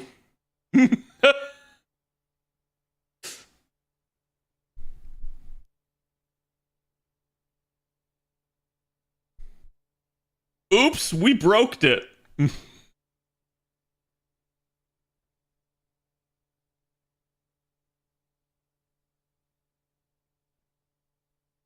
Nice job fixing it here. Yeah, we're the unwitting villain. We didn't mean to do bad, but we apparently did do bad.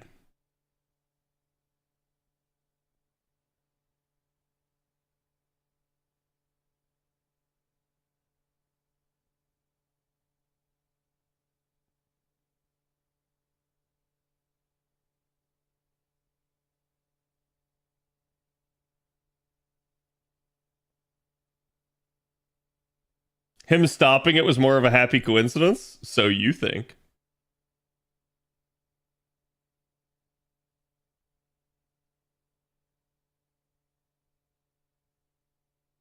But that's why I'm bringing this up. Like, keep in mind, chat, that there is more here than meets the eye. Just because you've been told something doesn't mean, A, that you're remembering it correctly, does not mean that it's 100% the truth in the literal interpretation that you think it is. And it doesn't mean that there's not going to be more kind of explanation and unfolding to come. So, like, some stuff you guys can't know yet. So.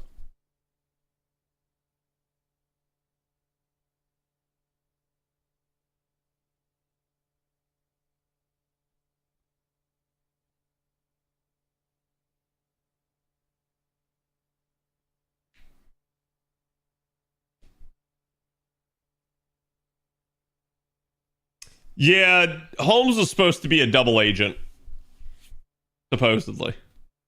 So, what Holmes tells us in Trom is that, like, he knew that he didn't want to be, he wanted to be on our side, but he was forced to play the role. However, and I pointed this out to you guys, y'all should be really paying attention to Murder at the Kogetsuken. Because in Murder at the Kogetsuken, Holmes dies. He kills himself to basically circumvent the plot so that nobody keeps their eyes on him so that he can actually solve the mystery. In the same way in Trom, Holmes throws himself, just as he does in his actual stories, off of Reichenbach Falls and disappears. We've declared Holmes dead, but we have no body. Almost like Holmes is trying to fake his own death again so that the foreign god stops paying attention to him so that Holmes can figure out the mystery behind the scenes again.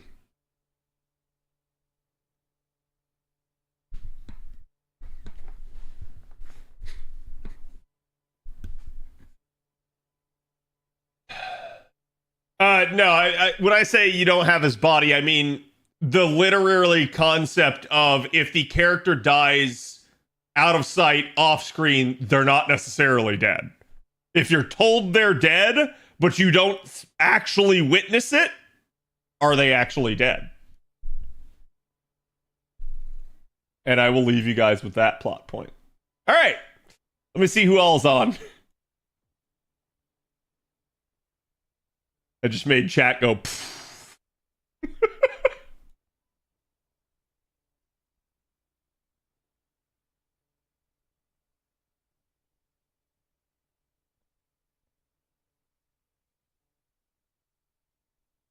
Maybe.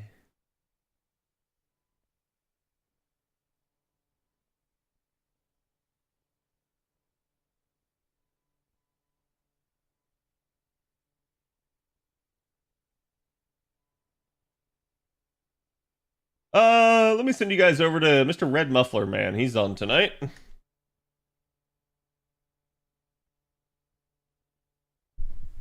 And he is streaming some FGO. I will be back tomorrow, chat. I have no idea what I will do tomorrow. I will come up with something. So admittedly, mentally, I'll be busy tomorrow. So anyways, thank you guys for watching. Don't forget to check us out on YouTube. Join the Discord, especially. We got over 3,000 members on the Discord. And give me a follow on Twitter. We are almost to 7,000 followers on Twitter. So I'll see you guys for the next one. Go give Mr. Red Muffler Man my love, and good night. Wait a minute. That's the wrong screen. Hi, chat. Bye, chat.